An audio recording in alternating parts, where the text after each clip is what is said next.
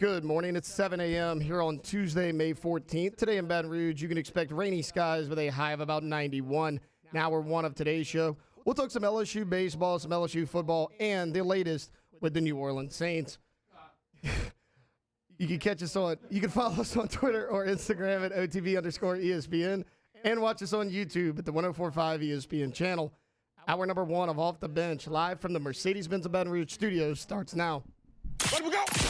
All-Star Toyota presents Off the Bench with Jacob Hester and T-Bob Hebert. Yeah! Off the Bench with Hester and T-Bob. Hey, Peter said I got to come off the bench. All-Star Toyota presents Off the Bench with Hester and T-Bob.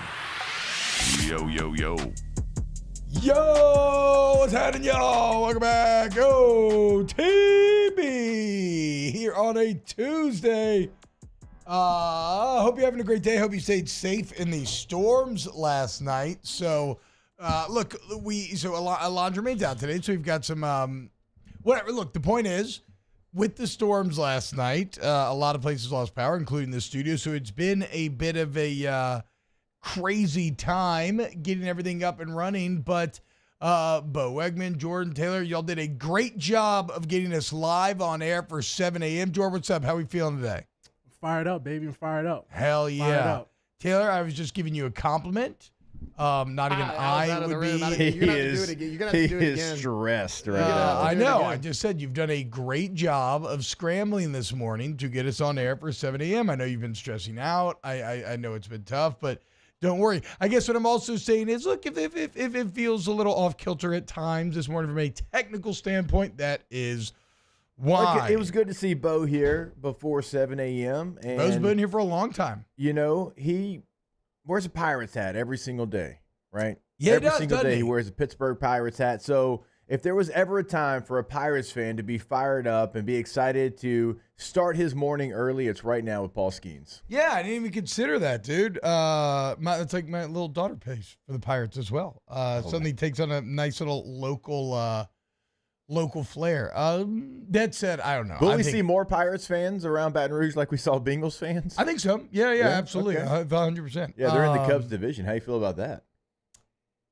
Yeah, just torn up about it, right? I'm assuming from the text that you sent me that me and Hunt, that the Braves beat the Cubs last night. Yes, they did. No! 2-0. No! Yes, they did. You weren't tuned in? How could this happen? No. I'll tell you what I did do. I knew he last wasn't, night. and I also knew Hunt was mad when he didn't respond. I'll tell you what I did do last night, and I was inspired by the storms.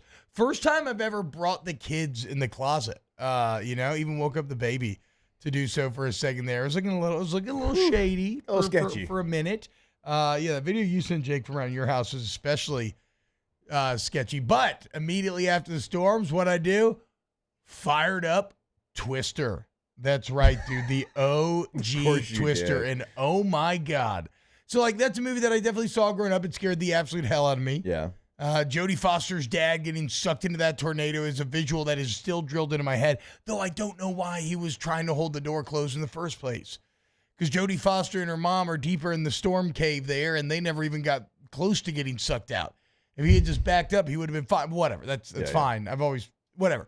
The point is, it's one of those movies where you've seen a bunch, you think you've seen a bunch, but then you watch it for the first time in 20 years, actually sit down and watch it, and you just don't realize how much you didn't remember or how good it is. And my God, Bill Paxton.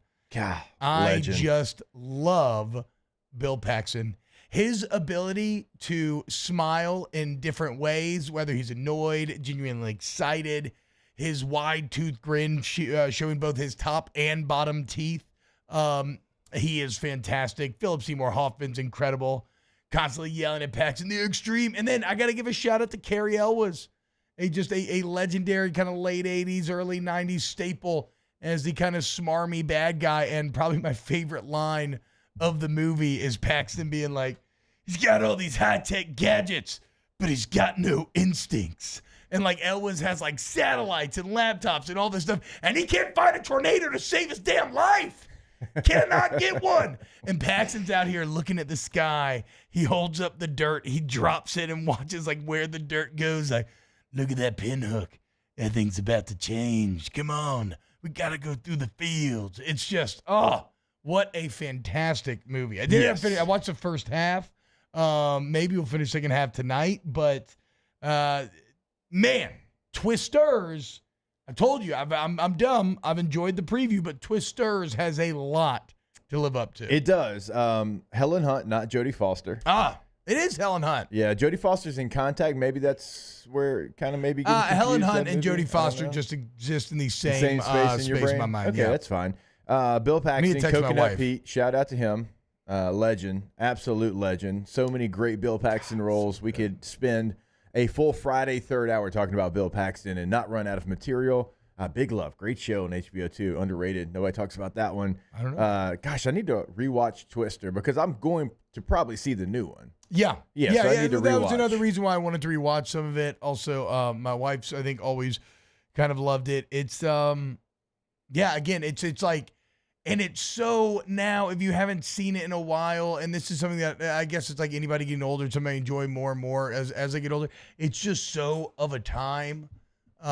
In the styles and the technology that it's impossible not to feel nostalgic for it a bit. And again, Philip Seymour Hoffman, I just I just love, and I love so much how like Paxton in the beginning, he has his blazer on and he's clearly, he's out the game. He's trying to become a weatherman, which I keep crapping on him for being a weatherman, but it's slowly but surely Bill gets sucked back in. The extreme is back.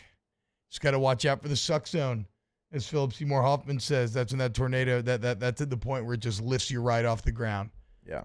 Last night did get a little sketchy. So that video that I sent y'all, like I ain't never really seen the clouds move that fast like that. It looked like a funnel forming. And be two completely different colors of clouds as well. And then it was lightning. I'm like, and I'm down there and I'm moving everything in. I'm like, I don't want the trampoline to end up in the lake again. I was sore for 2 weeks after pulling that son of a gun out. That wasn't even that close. I've been much worse. Out of the lake. I think you can actually say that though, right? That's what I was thinking. I think you can say it in terms of complaining. I don't think you can use it If I in would reference said, to a person. If I'd added the complaining part, but just I think mash you can them say, all together. Okay, let's just replace the word whinging. Like if I was gonna say, I'm whinging about this. Like I think you can do that. Like, okay. See, you're playing it close. Look, yeah, I don't think you can refer to a. I mean, you could probably use the most technical sense in reference to a female dog. I don't know. I don't know about son of a. Well, you know what? Whatever. I was sore for like 2 weeks. Yeah, wasn't really down into that. So I'm strapping the trampoline like to the trees, moving all the chairs in. And all of a sudden, like when I see that, I'm like, well, I got to document this because this looks cool as hell. But also, like, I'm going to take a couple steps back. And I was like Cedric the Entertainer in Kings of Comedy. Like, I just started to kind of slow look around and just took off back into the house. Yeah, I mean, that sky went green for a little bit. Were y'all at all worried last night? Drive home from LSU got hairy last night. Yeah. Did you go full Paxton? Were you studying the sky? What did your instincts tell you? I had the red truck, so I was already, already kind of ready to go. No, so I'll show you guys the video during break. I walk out, get on the elevator. I'm about to leave the stadium. Water is shooting into the stadium from the gate. Yes. Like it's like 70-mile-an-hour winds. I'm looking at I'm not doing this. So I go back up to the studio, wait about 20 minutes, and I'm looking at the radar. I'm like, if I can time this right, I'll be like right in between the two storms. So okay, look at you. That's a little storm watching right there, dude. He's storm chasing. A little storm just chasing. What were you doing at all the way LSU? The coach's show last night. Oh, and it ended at 7. Have a game, which is right when it got bad. But like, I was like, I'll just follow the storm, and it didn't really get bad till like right when I got home. But see, me and Taylor have two different experiences. I was in the middle of a FIFA Pro Club game. Yeah. And my power cuts off. Oh. So yeah. So you actually had it worse. Does that count as a loss? I mean, my team was still playing. I'm the only one power cut off. So Wait. What is FIFA Pro Club? So it's like Is it like 11 on 11? It's 11 on 11. No It can be. way. You can all be different positions. So, like, So I'm a you're goalie. playing one position on a team full of Yeah, guys. it's like the World Cup, basically. What? So, yeah, I'm in the middle of a pro club game. And I think we're on like a 2-game win streak.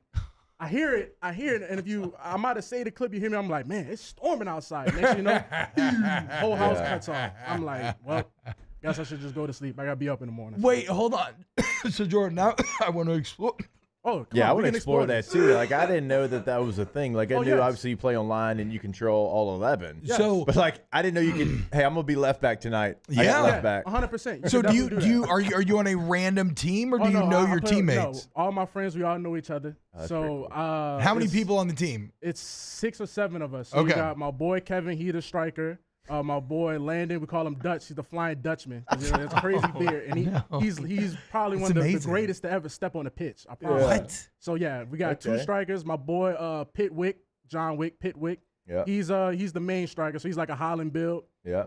My boy Mo, he's the not center back. He's the center mid. Yeah. So he's orchestrating everything. He's like De Bruyne on roids. Does Like, anybody want to play defense though, or does everybody play mid or attack? So it depends on how many people we might have. We might have a couple guys, but majority-wise, I'm the goalie. So when you're the goalie, Wait, you're the goalie? yeah, I play goalie. I was a top 100 goalie in FIFA 23. What? I'm like that. No, I'm like that, 100%. Wait. Okay, show the so footage. you are a FIFA goalie main. Yeah. Like that's your Yeah. What? All right, so the reason why I did that is the main reason why I did that because I felt like we have too many scores, 100%. 100%, and No, I have wanna- that same yeah. attitude in like Rocket League. I would only main goalies, same type deal. You have to have somebody who's going to sacrifice for the 100%. greater. You're like the O lineman Yeah. of the team. And because when you're playing, so we're Division 1, so we're playing high competition.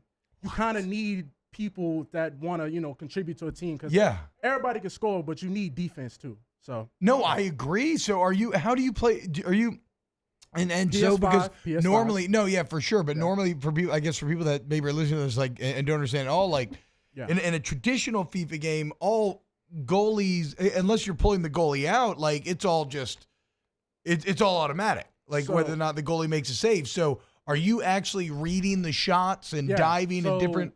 I've been playing it since FIFA 22. Yeah. So now I have a lot of. I'm more of a vet now. Like I said, I was top 100 in FIFA Yeah. 23. FIFA 20. Yeah, no, I'm really nerding out right now. But I'm telling you, I love that. Jordan, FIFA. I look. First off, I know what it means to be top 100 in game of That's massive what I'm saying. FIFA. It means Like everything. that means you are in it, Oh, shout out committed. college. We got nothing but free time, baby. I ain't really studying, but And- yeah, I'm playing that FIFA for sure. And I know what it's like to like main a kind of selfless position, whether Yeah. it's like playing a tank in Overwatch, a healer in WoW. I had to play keeper in real life, and so I understand that That's what struggle I'm as saying, well. dude. That you got to put it on for the homies. I didn't even know. I don't even know what the mechanics of playing goalie in FIFA is like. Well, it's more so when you're playing high, like better players, it's a little bit more cheesy because they have like these certain badges or whatnot where they can be making these like crazy chip shots and all that. Yeah. But it's mental warfare, man. Honestly, I love it because like when you make that save, It feels incredible. Oh man, it's like oh yeah, I get this like, and especially when your team like my nickname's the Wall. They call me the Wall. So it's like they know the wall's back there. Let's go. I'm gonna leave it at this. Knowing that you have, like I said, the wall back there, it gives an extra boost to confidence to everybody else. Like everybody else plays a lot better when I'm back there. Hell yeah, dude. They're more freed up. And then, so are y'all in a persistent league, or is it like you just play online and you rank up? So you play online, you rank up. Like the playoffs was a couple weeks ago. So like Okay. the playoffs would be like a 15 game. It's more like a point system. Yeah. Like that's how the playoffs would go. They have like certain cups might come like the FA Cup or like no rules cup was like no rules, or they might have a penalty shootout. So if it's tie Man, game, I had it'll be no a penalty idea. shootout at the end. No, I'm telling y'all, get a PS5 or Mm. Xbox One. It's crossplay now. Yeah. Get you Yeah. a FIFA, man. I'm telling you, it's like Well, $20 look, right I now. love Fiefs, but Well, Bilbo said he said, bro, pro club has been around since at least 09. Bilbo, bro, Yeah, it's been I started around. having kids in 09. Okay, they know about pro club. I mean, I played Pro Club. Was it in 09? I don't remember. That feels a little early. I'm not sure. It doesn't matter either way. I think that's really cool, man. That's crazy. I didn't know about that. But I mean, look, I've been doing. It bums me out. I was telling somebody this yesterday. I probably last 2 or 3 months, I played less video games in any 2 or 3 month stretch of my entire life. Like I had that recent love affair with WoW again, and then something happened, and now I just can't. Like I don't know. But I'm trying to get everything lined up for NCAA. So unfortunately, I will not be joining you on your FIFA journey, Jordan. But I am highly impressed. Listen, when July comes, I'm locked in. Come on, man. Me and my friends, we got a dynasty going on. I'm Coastal Carolina. We the Sun Belt. So you already lined up your teams and everything? We did this yesterday. I'm Coastal Carolina. We're going to run it up. I'm thinking about starting with Minnesota, maybe. I love Minnesota's You can't start out in the Big too Ten. big. Why? Look at T-Bob really starting from the bottom. Yeah, you hear him. I mean, guys, I think playing with like uber small teams is gross. I want to play with small big teams. Well, and also, to your point, if you do choose a big team, Minnesota's never really won, so... Yeah, that's what I'm saying. Not recently. Yeah, no, that's what I'm saying. I need some level of stakes here. I'm most excited to run a bunch of 2v2s. How are you not going Cornhuskers? That's the other too one. big of a That's the other brand one. to me. No, Nebraska and Minnesota are the Way ones I'm too thinking. big. No, so I'm Way thinking too though. big. I'm thinking with Nebraska, not dynasty mode. I'm thinking about trying to main Nebraska online. Okay. And then taking Nebraska against people playing with Texas and like Alabama. And if you get good enough where you're whooping up on people playing with Nebraska, that would be the flex there. Yeah. I got to be honest. I never really got that hooked on the dynasty mode. Oh, you're. I did. I never did the recruiting. I never did anything else. I always more just like- played. I did more like Road to Glory type stuff than I did Dynasty. I will blow your mind right now. So, like I said, I showed you that screenshot from Yeah. NCAA 12. So Yeah. I'm an NCAA 12 junkie. Yeah. Right now, PS3. 12 specifically, not 14. So, 12, because my 14 scratched up. That's a long story. Okay. So it starts in 2011, right? I'm on the year 2027 right now in my dynasty mode. That's how I've been grinding that NCAA. Yeah, from 2011. That's when NCAA 12 starts. I'm in 2027. Look, I'll say this. I'll put my little brother against anybody in the NCAA game. I've never seen somebody that good. He's also been a top 100 Madden Ultimate player at times in draft mode. He does kind of free to play stuff, but and you know what? I know everybody hates Ultimate Team, but I do. My brain is broken, and I do kind of like buying card packs.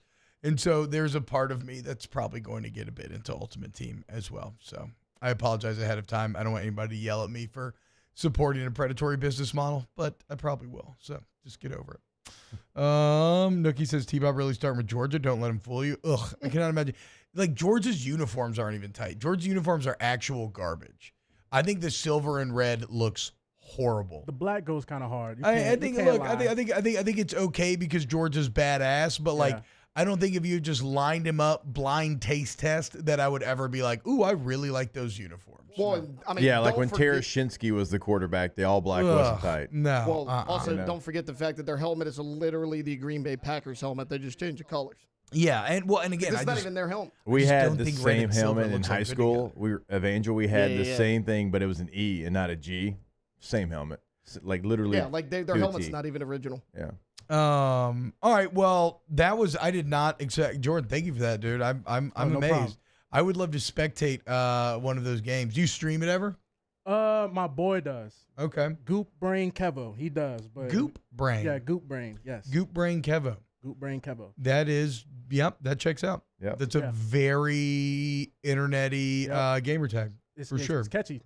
All right, so coming up next, Wilson Alexander had a piece on a pretty nice deep dive on LSU's NIL game. I thought there was an interesting graphic that Chris Marler made for 104.5 ESPN yesterday, looking at the most regular season games versus ranked teams that each SEC team has played, that you can draw some interesting takeaways from. And maybe get into some of that. Because of technical difficulties, do we have the Jay Johnson sound? It's not a big deal if not.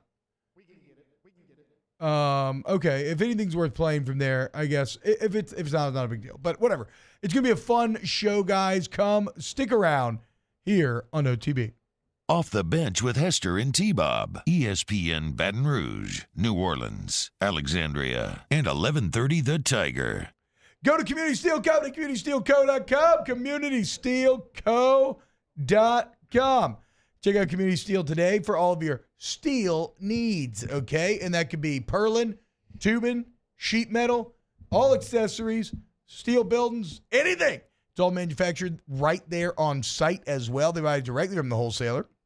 And then they make it. So it means you get the best price. It's also a live and local, actual human sales team that you work with. Go to Community Steel Company, communitysteelco.com today. Yeah, when you go to that website, check out the top right corner. We tell you every single day because they're already there. They've been there for 20 minutes. They want you to come see them in Gonzales, Louisiana. And if you click on Community Steel in the top right corner, it shows you exactly where they're located. So go check that out on the site. You can see what they can do for you. You can check out reviews on the website as well. But listen, we always encourage you as well. Throughout the state of Louisiana, if you can't make it to Gonzales, Louisiana today, you can always pick up the phone, give them a call in our listening area. They can help you with any of your steel needs. That number, 225-647-2020. In times of need, get a full list of phone numbers, websites, and other important emergency information on the Demco Stormwatch page at 1045ESPN.com. Bayou Ford has the new inventory to get you in a new Ford truck or SUV today, or customize your next vehicle just the way you want it. All new Bayou Ford vehicles come with a 1 million mile powertrain warranty. The crew at Bayou Ford is going to do right by you. I've been doing business with Luba for 25 years. They're dependable, trustworthy. It's just the attention to detail with our clients. Our folks have years and years of experience. They're highly trained professionals, but many companies have that asset. What I'd like to think makes Luba a bit different is that we use those talents in a way that truly is dedicated to serving the needs of the folks who depend on us.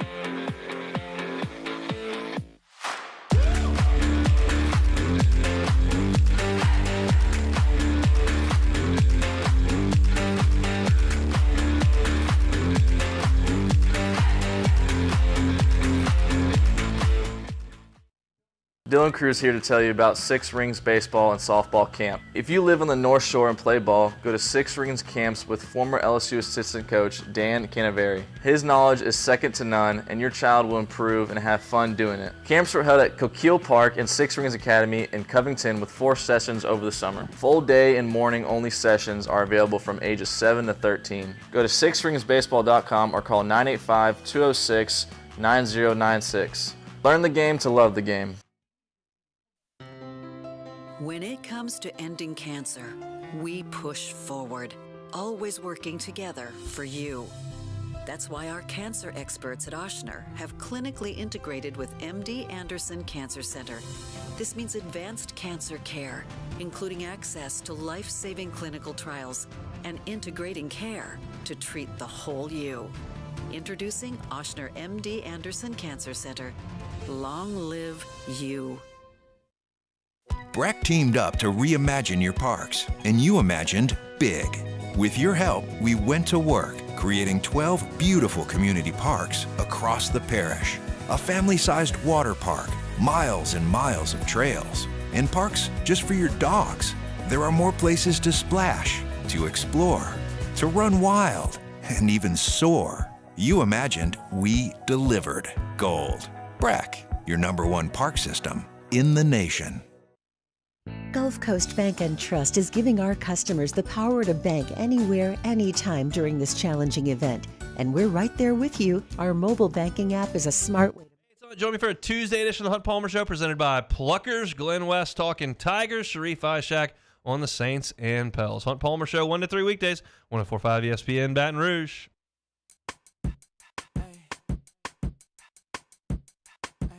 Yeah. Yeah.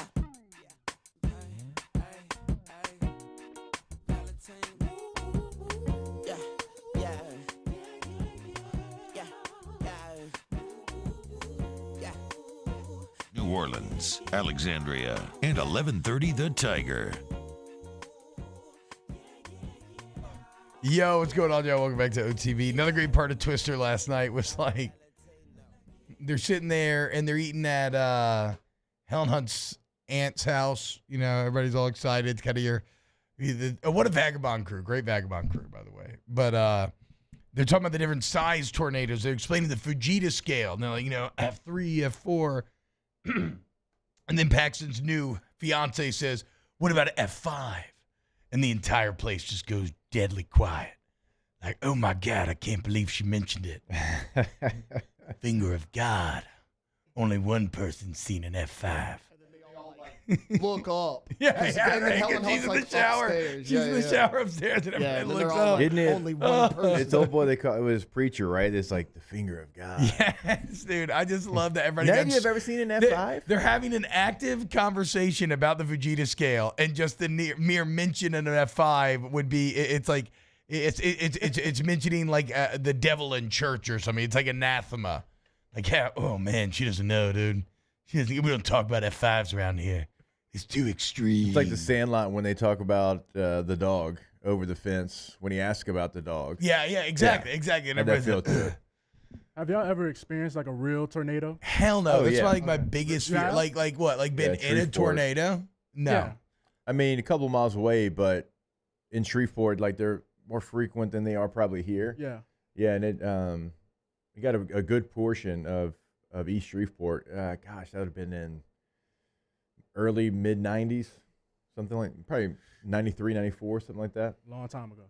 Have you, Jordan? Never. That's Yeah. the reason why I asked, because like I don't know would I rather be in a earthquake or a tornado. I've never experienced Earthquake without question. I've been through 3 of those Really? living in California. Yeah. Now, I will say the first one, we were in a high rise, and nobody thought to tell us that in a high rise in California, the buildings are meant to sway. Oh. They Yes, make them that's to so sway. they don't. It's like it's Yes. like absorb it, I think. Yeah, exactly. It's like you don't want your metal. If you're making something out of metal, you don't want it to be brittle. Right. You want it to be flexible. And have a little I mean, we're bend coming to it. from Louisiana. We moved there maybe 6 weeks. We've been there. Oof. And we're on floor 14, and this thing just starts swaying, and like we just stood still, frozen, because we couldn't move. Like we didn't know what to do, and that was intense. Then we had one on Easter one time where like the entire house started to shake and the pictures falling off the walls. But like that, it's like it lasts for just a little bit.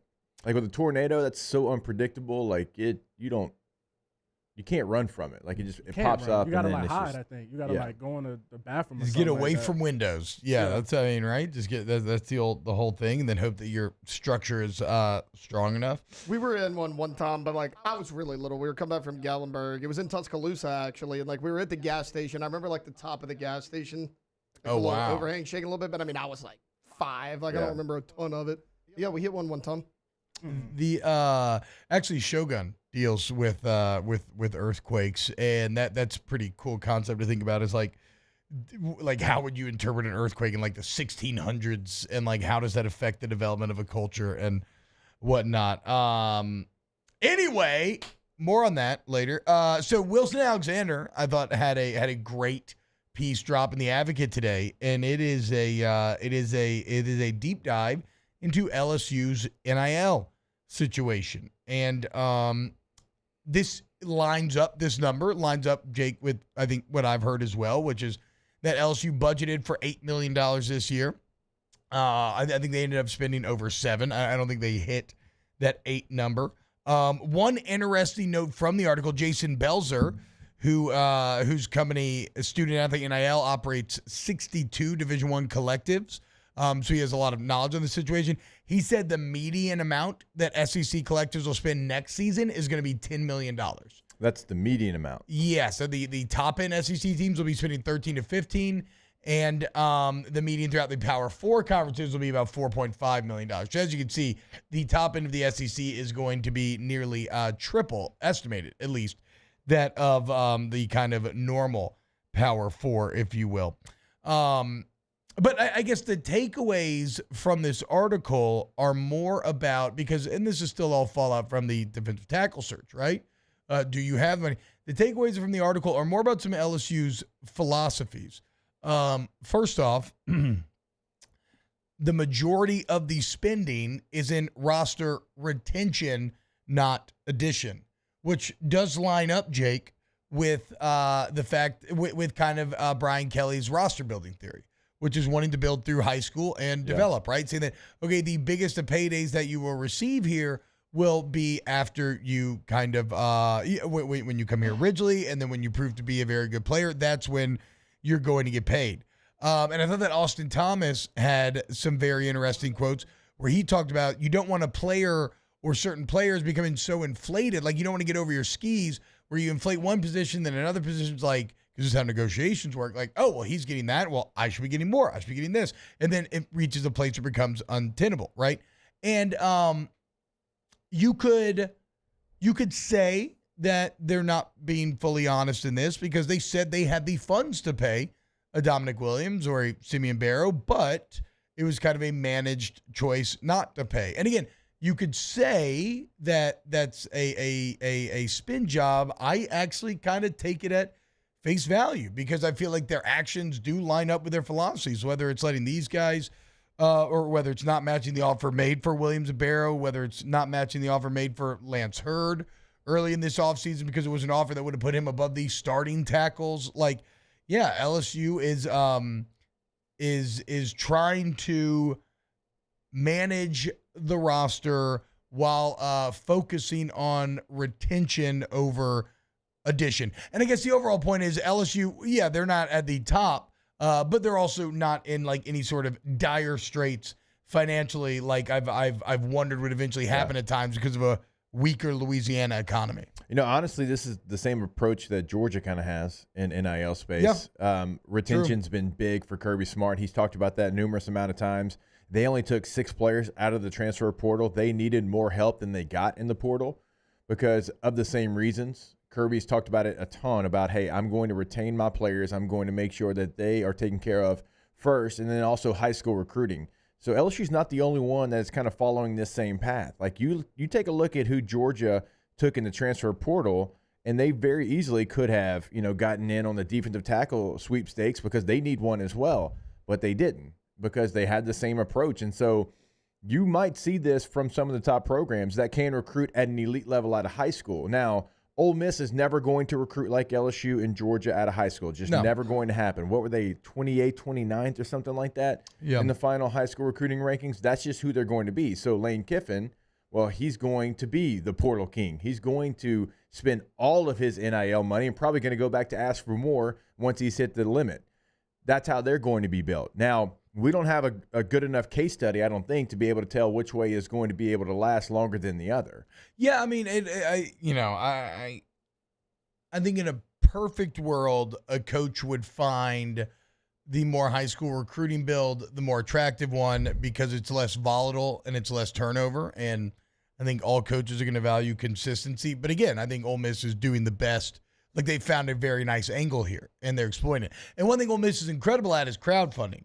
And that would be one of the other takeaways here is that is the area in which LSU needs a lot of help. Here's a quote from the article. We're trying to lower the barriers to entry, so to speak. And just let the everyday person who wants to give $50 a month just to be able to help and feel a part of it.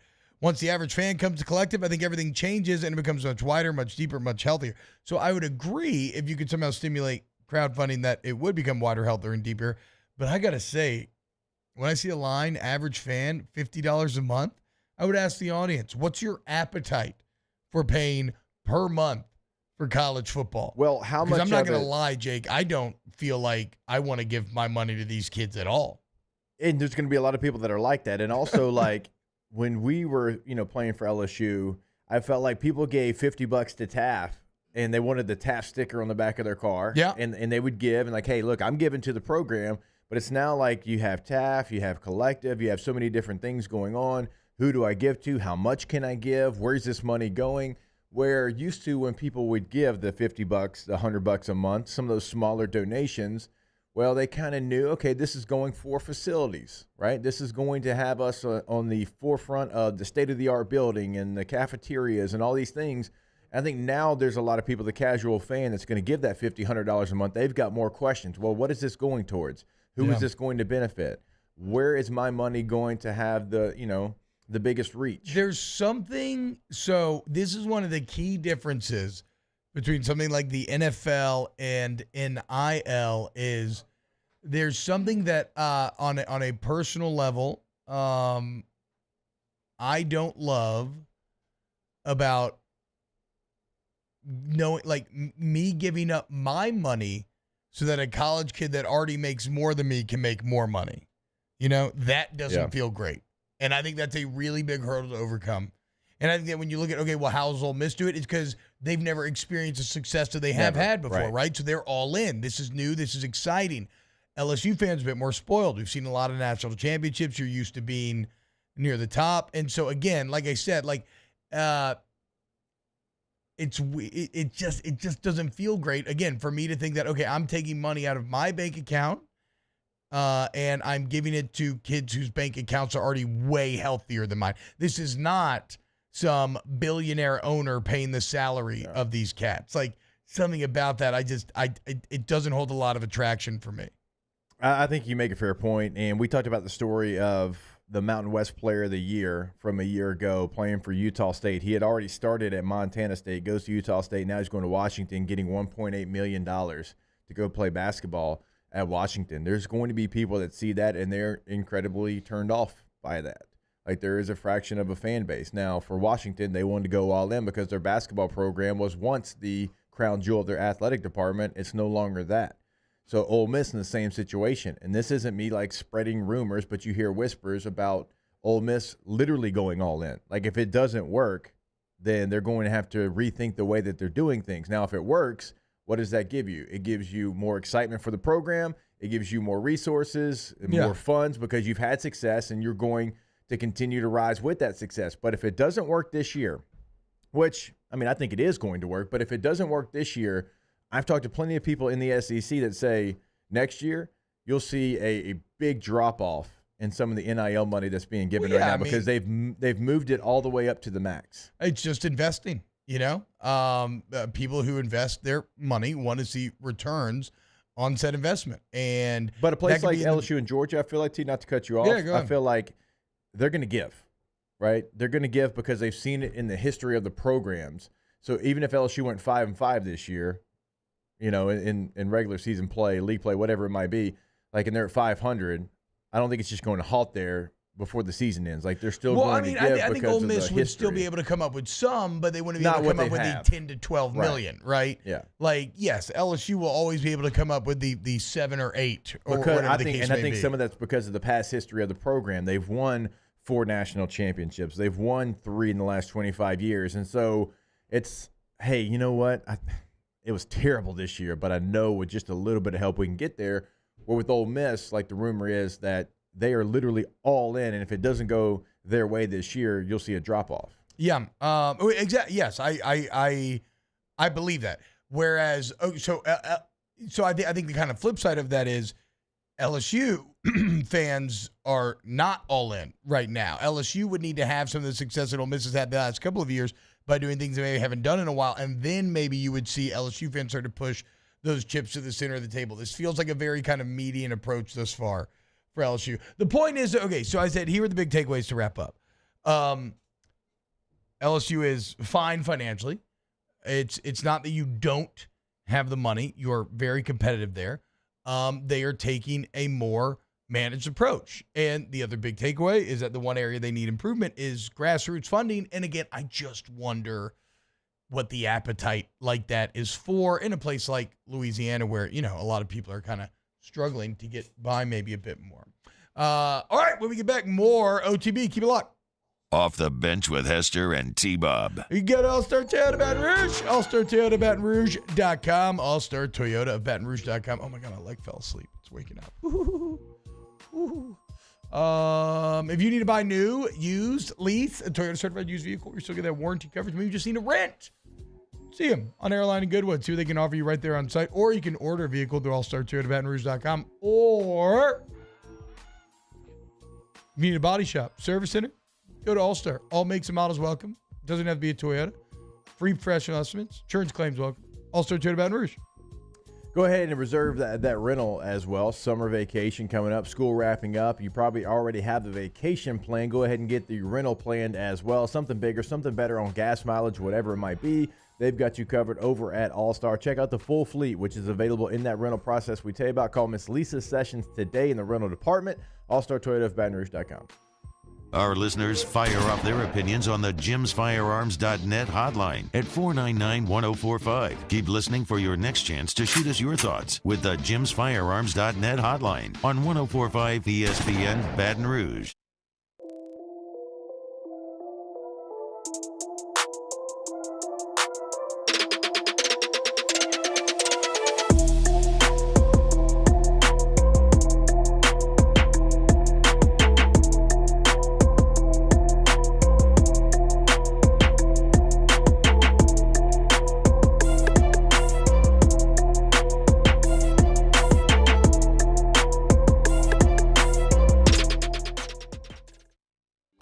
Electricity is all around us, and our families depend on it.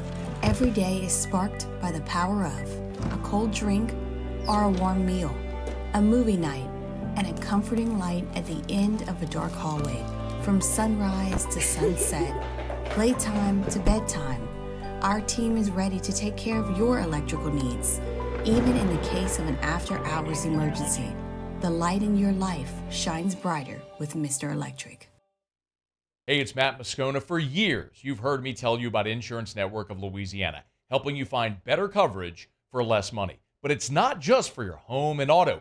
They also offer commercial property. So, retail stores, professional offices like doctors, dentists, attorneys, clothing boutiques. Insurance Network of Louisiana can find you better coverage for less money. They service the entire state of Louisiana, and they're local. So call today at 293-0450 or lainsurance.net. Yo, Jake here from my friends over at Community Steel Company located in Gonzales, Louisiana. The local place you can turn to for all of your metal building needs.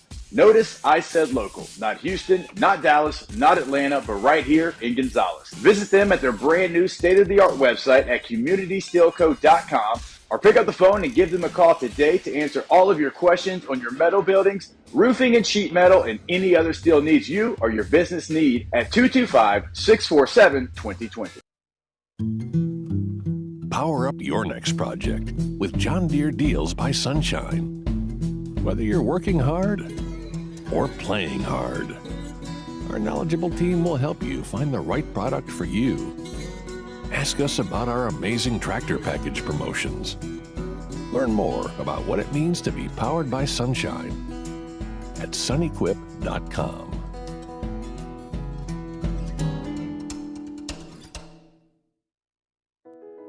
I've been doing business with Luba for 25 years.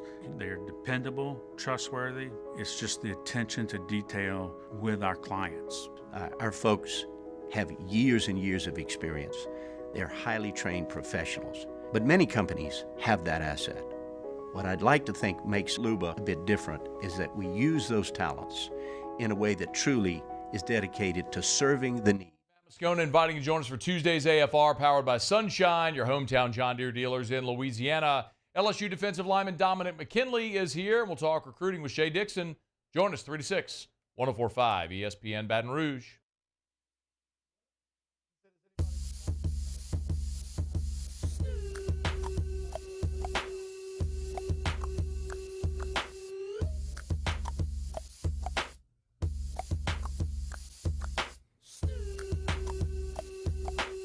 All-Star Toyota presents Off the Bench with Hester and T-Bob. ESPN Baton Rouge, New Orleans, Alexandria, and 1130 The Tiger. Jesse McCormick says, as someone who does several NIL deals with LSU athletes, I cannot understand how good the NIL department at LSU is. You can legit become a national mega brand as an athlete at LSU. Yeah, look, I would agree. LSU, when it comes to marketing, really just kind of all media production has been top notch. And yeah, like we said, like financially in the NIL space, not struggling at all. I wonder how you get the grassroots movement going, because it is a tough sell. I think probably the best way would be like to make a playoff or something, right? You need to show some sort of demonstrable step forward. You go 10-2 this year, you make the playoff, that message is going to hit a little more in the offseason. You go 9-3 again, that's fine, but you may stay a bit stagnant in terms of fans wanting to get too involved there. Can I ask the two professionals yes. a real question about thank this? You. So, don't forget. No problem, sir. No problem. So me and Jake may have an answer for you. Yeah. Shut up! Yeah, I got to tell you. So, like, how does a school like LSU, with all this success, has a problem, generating money together? Well, again, it's the grassroots part of it, right? Which I don't think is unique to LSU. I would say that's actually probably the majority of fan bases. Okay. I would say that Ole Miss is likely the exception rather than the rule, and it's because, like Jake said, like they've had so much unprecedented success, and I don't use that lightly. I mean that literally. With the 10-win regular season and now an 11-win season last year. Those are things they had never done before. And so when that happens, yeah, fans are going to get on board, and it's very much like I'm doing my part, like Starship Troopers. Yeah. Whereas, Just say but you have like an A&M. I'm doing my part for democracy or whatever. And two, like they think that their little bit of money, be it a little or a lot, whatever, is going to put them over the top. Okay. Because they've been close, 10 wins, 11 wins. They didn't ever get to Atlanta. Like they've never been in Atlanta for an SEC championship game. And so in their minds, and Ole Miss is making sure that they send this message as well. Hey, if you give us this, it's the thing that is going to get us to Atlanta. And then if you give more the next year, it's the thing that's going to win us a national championship. And when you have success that you've never had before, you can sell that, and it makes sense. That's what I'm saying. Thus far, they've seen very good return on their investments. Yeah. So A&M is just like a complete outlier then, because they're always trash, but they have like the most funds. Yeah. It doesn't always mean you're going to have the most success. A&M hasn't won a national championship since 1939. They haven't won a conference championship since 1995. Also, I mean, I don't know. Like it Keep becomes those stats coming, Jake. Those are good ones. it becomes like a demographic study as well, right? Like A&M's alumni are per capita, I'm sure, far more wealthy than our LSU's. There's a ton of oil money there, or maybe they just have more like huge money donors because there's a ton of oil men and women in there. Judging from what I know about Ole Miss, probably a lot of those alumni as well go on to be very wealthy in one regard or another, come from wealth originally, maybe a bit more so in Louisiana. So, I mean, it also becomes like, just like what does your donor base have to give financially? And that's always, that was always my fear with the Louisiana economy is in this age you start to lose out. But thus far, I would say those fears are unfounded, right? I think you have enough money. Again, it's just trying to see if you can unlock the common man's purse strings. The only reason I bring it up is just because, again, I'm thinking, I was thinking about it and I'm like, man, I just like right now in my life, I just don't have a lot of hunger for that. No, it's appetite for that. And I wonder what it would take to push me over the top. And maybe it would be like playoff or threatening with a championship, or maybe the $50 number that's mentioned there is just far too much. Like I'll almost do anything for like $10 a month. $10? Yeah, it's like a couple coffees, What type of NIL you gonna bring in with $10 though? What? So what type of NIL you gonna bring in with $10? Well, no, but that's the thing, right? That's where it's called grassroots, right? Okay. One person's $10 means nothing. 100 means 100 nothing. plus, yeah. But then if you get, let's say you get $10,000, well, okay, that's something, and so on and so forth. But I just think I'm looking at it too much through a homer's glasses. Because it's like, I always feel like LSU is one of those prestigious programs. They are. But it's like this money conversation. It's kind of rubbing me the wrong way a little bit. Because it's like, we're not like you said, an Ole Miss. We're not like a bottom dweller who's finally getting their time to shine. Like LSU is a blue blood program. And we're having it's always this money conversation about like, can we get the funds and whatnot? It's like again, like, I don't want to be misconstrued here. Again, LSU. I feel like it's more of a conversation than factual. What's the LSU money issues? Like, I think people ask the question, but LSU's never ran into a situation where they just couldn't. Yes, I agree. I agree. They chose not to, and that is what Wilson's. That is one of the overall takeaways from Wilson's piece. But the other part, and we got to go to break. But the other part is that it's very top level donor heavy right now, maybe compared to some others. But I think Ole Miss is more the exception rather than the rule there. All right, when we get back, closing hour one. Sorry to give you a quick segment, more OTB. That's on me. Off the Bench with Hester and T-Bob. Tommy's Windows, Doors, and Siding. GEAUXTommies.com. GEAUXTommies.com. You need hardy plank or vinyl siding. You need wood or vinyl windows. You need any type of door. You want Tommy's Windows, Doors, and Siding. Look, Tommy's going to blow you away, man. There's a reason why they won the Angie Service Award all 7 years they've been in existence. Tommy's been in this game for 27 years, though. After 2 decades of learning it inside out, he said, you know what? I want to do things a little bit differently, do things a little bit better for my customers. And he made his own company, and, well, history speaks for itself. And that's why I tell you, look, don't take my word for it. Make Tommy's one of your 3 bids and let them show you why they are the correct choice for your job.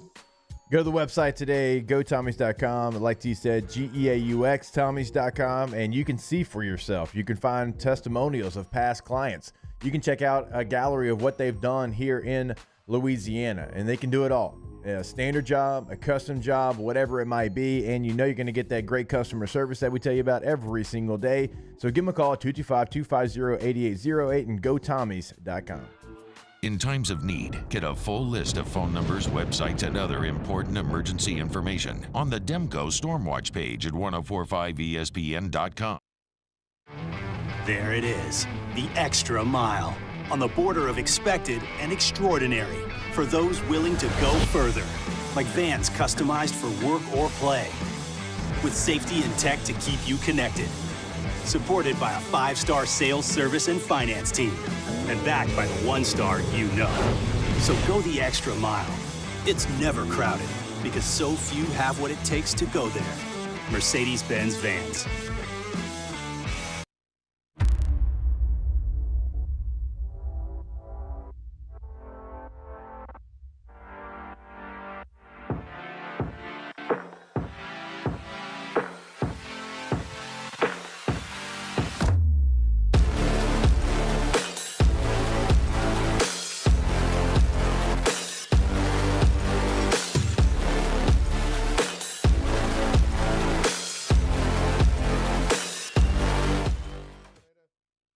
Jerry and Benny Payne began Central Plumbing Company out of their driveway in Tanglewood subdivision.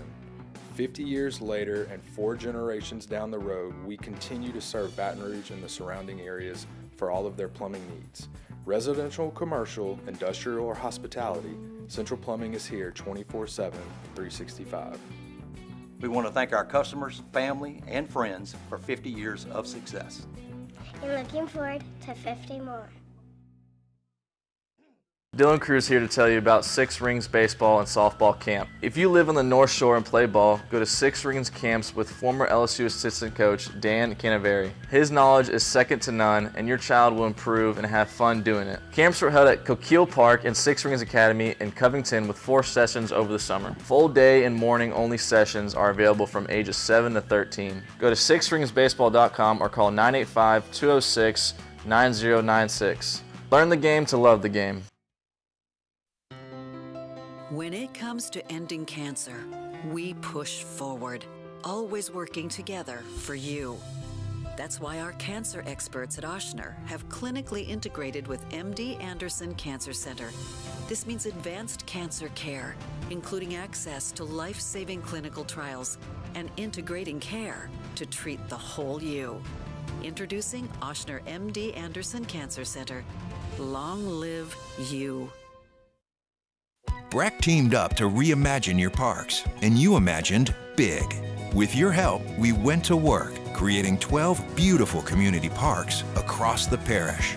A family-sized water park, miles and miles of trails, and parks just for your dogs. There are more places to splash, to explore, to run wild, and even soar. You imagined, we delivered. Sandgriff, join us for the Tuesday edition of Live at Lunch. We are at Mike Anderson Seafood, Wesley at Nicholson. Take a look back at the night in the NBA, plus Andy Isco joins us from Las Vegas. Live at Lunch, 11 a.m. Tuesday on 104.5 ESPN Baton Rouge.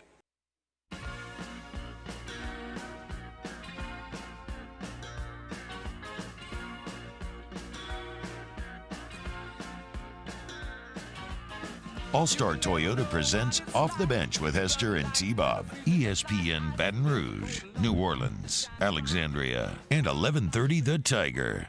Yo, what's happening, y'all? Welcome back, OTB. Wrapping up hour one, sorry, only got like a minute here. Some things I want to get into in hour number 2.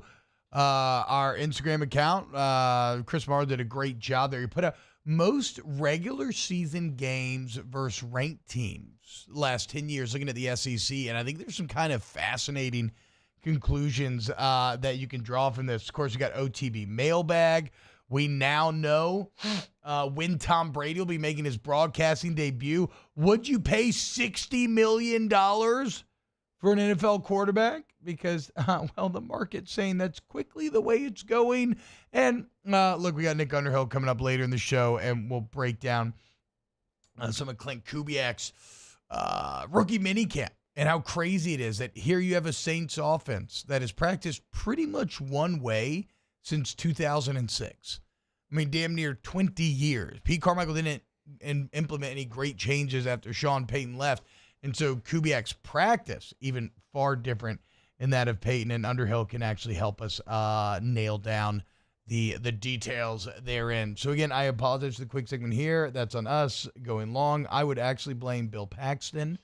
But it's going to be a fun hour two. YouTube.com/105ESPN. Hit the like button. Y'all will see you on the other side. Off the bench with Hester and T-Bob. Go to Accutemp Baton Rouge, AccutempBR.com, AccutempBR.com for AC, heat, and electrical needs. You want to go to Accutemp. Okay, and take control of your comfort zone today. Ask about the Accutemp Star Club membership. It's a monthly fee, and they stay on top of everything for you, right? Even coming out to your home without you lifting a finger or having to do anything. You don't money, and they help you avoid any catastrophic issues down the road. But any emergency type situation, get Accutemp out of your home and experience that service to the highest degree. AccutempBatonRouge.com. Yeah, go to the website, schedule that appointment today, and chances are they're going to come see you today. And when they come and see you, they're going to send you a profile of exactly who is coming into your home. It's going to send you a picture. It's going to send you a little bio about that person. You're going to know that person. You can trust that person from Accutemp. The internet hates everything, but it loves Accutemp. AccutempBR.com.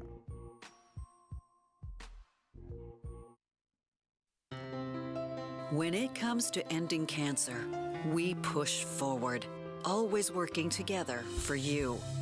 That's why our cancer experts at Ochsner have clinically integrated with MD Anderson Cancer Center. This means advanced cancer care, including access to life-saving clinical trials and integrating care to treat the whole you. Introducing Ochsner MD Anderson Cancer Center. Long live you. Bayou Ford has the new inventory to get you in a new Ford truck or SUV today, or customize your next vehicle just the way you want. All new Bayou Ford vehicles come with a 1 million mile powertrain warranty. The crew at Bayou Ford is going to do right by you. The Windsor Senior Living Community in Mandeville, Louisiana is a beautiful, vibrant apartment community geared towards seniors. They are nestled right in the heart of Mandeville, where seniors live a more carefree lifestyle in spacious apartments with the peace of mind that comes from having a little extra help. Call the Windsor at 985-624-8040 to schedule a lunch and tour. Come see how the Windsor can be your passport to peace of mind. Electricity is all around us, and our families depend on it. Every day is sparked by the power of a cold drink or a warm meal, a movie night, and a comforting light at the end of a dark hallway. From sunrise to sunset, playtime to bedtime, our team is ready to take care of your electrical needs. Even in the case of an after-hours emergency, the light in your life shines brighter with Mr. Electric. Hey, it's Matt Moscona. For years, you've heard me tell you about Insurance Network of Louisiana, helping you find better coverage for less money. But it's not just for your home and auto. They also offer commercial property. So, retail stores, professional offices like doctors, dentists, attorneys, clothing boutiques. Insurance Network of Louisiana can find you better coverage for less money. They service the entire state of Louisiana, and they're local. So call today at 293-0450 or lainsurance.net. Yo, Jake here from my friends over at Community Steel Company located in Gonzales, Louisiana. The local place you can turn to for all of your metal building needs. Notice I said local, not Houston, not Dallas, not Atlanta, but right here in Gonzales. Visit them at their brand new state-of-the-art website at communitysteelco.com or pick up the phone and give them a call today to answer all of your questions on your metal buildings, roofing and sheet metal, and any other steel needs you or your business need at 225-647-2020.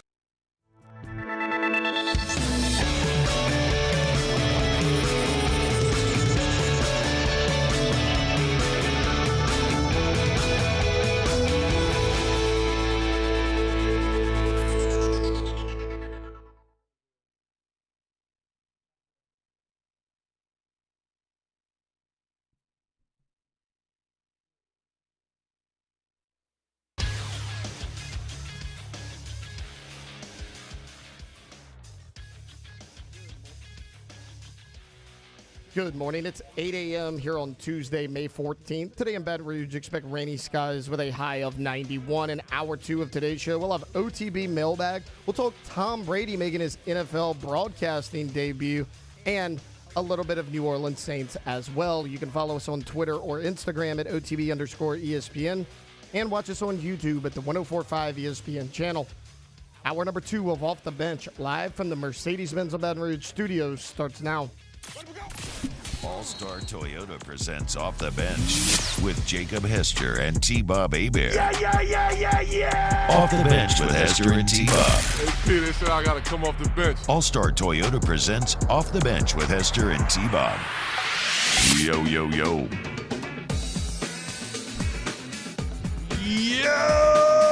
Ho! What up, y'all? Welcome in. Hour number 2 of OTB. It'll be better when the clock is out.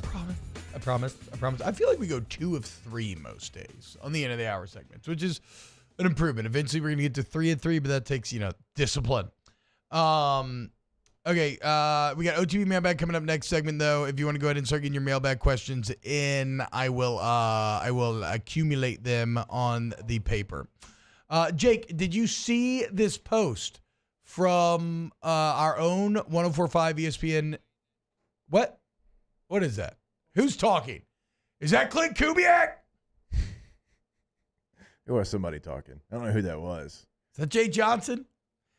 So here's a chart, and Chris Marler put this together. This is the most regular season games versus ranked teams in the last 10 years. Okay. In the SEC. Arkansas leads the way with 53 ranked opponents in the last 10 years. Auburn's right behind them at 49. Then Alabama and Tennessee at 44. A&M, Ole Miss, Mississippi State at 41. LSU 40. And the list goes on and on. Then you get to a lot of your Eastern teams. And at the very bottom of the list, Missouri and Kentucky have only played 30 ranked teams over the last 10 years. Big takeaways from this list. What do you think my first takeaway was? Mine, and I don't know if we can say this, but I'll get in trouble later. Poor bastards for Arkansas. Yeah. I mean, that was maybe my 1B takeaway. My gosh. There. Yeah, I don't know. 53? I don't get it. When Kentucky and Mizzou are playing 30, you almost double them up there. And it's like, I understand why. I mean, Alabama, LSU every single year. Auburn for most years are going to be ranked, but. And it's like, I understand how if you are one of the ranked teams that if you're one of the perpetually ranked teams, well, that means that then you're not on your own schedule, right? So if you're perpetually ranked, your number is going to be a bit lower than everybody else's. But yes, there's a heavy SEC West bias here, but it just shows you what an uphill battle it is for Arkansas. I mean, look at all of the top teams, and it's funny, Tennessee finds their way in here probably because Alabama is their Eastern opponent, because otherwise it's Arkansas 53, Auburn 49, Alabama 44, A&M, Ole Miss, State 41, and LSU at 40. So the entire West plus Tennessee. My other takeaway, this is just more evidence that Mark Poop sucks. I knew. I mean, come on. How could it not be? How could it not be? That was coming. 30 ranked teams, less than half of Arkansas. I know. And nothing to show for it. I knew that was coming. Nothing. Yeah, exactly. So you two feel the same way. No, see, my biggest takeaway, honestly, was Georgia at 37. Yeah, the entire East is doing a little bit of SEC stolen valor. Like, the fact that Georgia's got 37 and poor Arkansas's got 53. It's ridiculous. What are we doing here? Ridiculous. Clean it up. Florida's only at 35. And Florida's sucked in the last 10 years, too. Yeah, that's a pretty... Well, Dan Mullen had some nice years, but they fired him even though he made 3 straight New Year's Six bowl games, and now they've got Billy Napier, and now they're just trying to get a winning record and go to a bowl game. I mean, again, I understand why they fired Jim McElwain too, but hadn't he made Atlanta twice in a row? Yeah, and I don't know why they fired Dan Mullen. I'll be honest with you. Recruiting. They just didn't like him. But he did it his oon way. He recruited his own way at Mississippi State as well. No, they just didn't like him. They didn't like Jim McElwain either. Remember, out of nowhere, there was the McElwain started talking about death threats and stuff, which ended up being fake. But for whatever reason, the relationships in Gainesville have gone far more wrong recently than the off the field stuff. And just a horrible, cruelly ironic twist for Florida fans. it seems like Napier was great with all the relationships and fundraising and everything in the beginning, but it's all gone wrong on the field. Well, I mean, maybe you don't like me, but if I'm Dan Mullen, I'm straight Goodwill Hunting. How you like them apples, okay? Because I at least was making us relevant and championship relevant. Like, remember, they took Alabama as far as anybody took Alabama the year. Was it? It took 2019 LSU about damn near as far as anybody did, except for Texas until the in fourth Death quarter. Valley. Yeah, I mean, Kyle Trask with a giant knee brace. I mean, honestly, Mullen kind of got a little too cute. If he hadn't put Emory Jones in that game to throw that goal line pick to Derek Stingley Jr., like, who knows how that game ends? That would have been way closer. So, no, Mullen was awesome. But that's the reason why he tweeted out the picture of the margarita on signing day. True. As Florida's recruiting class was falling apart and just being dismantled piece by piece. You hate to see it. Avo Marzwani says McElwain went downhill after he got naked on that shark. I was about to say, there's a whole shark incident. I mean, you know. Credit to Caleb Presley and Barstool Sports because they actually found the actual shark guy. And yeah, he's coaching Central Michigan. Exactly, right. It's actually not Jim McElwain. It is someone who just really, really, really looks like Jim McElwain. He got put in an awful spot. It's that old political strategy of you accuse your political opponent of having sex with a pig so that he has to say, I did not have sex with that pig. Yeah. It's a really rough spot for McElwain to be in when he's like, he's like, guys, I did not hump that shark. Yeah. Do you Unless you're that? Black Mirror, then there's a whole pig situation. No, I'm saying, like, do you address that rumor or do you just like let it fly? It got hot and heavy. So that is that is the idea though of the pig anecdote there, right? Is that like it's a damned if you do, damned if you don't situation. Exactly. Do you try to get out ahead of it or do you just ignore it and then let it build? There is no great answer to how you do it. I say just let it build. It's a shark. You kind of look tough. I would just let it go. Bro, you're on land, bro. That is true. That is true. I mean, there's water in the background. Yeah, no, man. You got to be in the water. In the water with the shark. I mean, the shark's still fresh, Jordan. They were on the boat.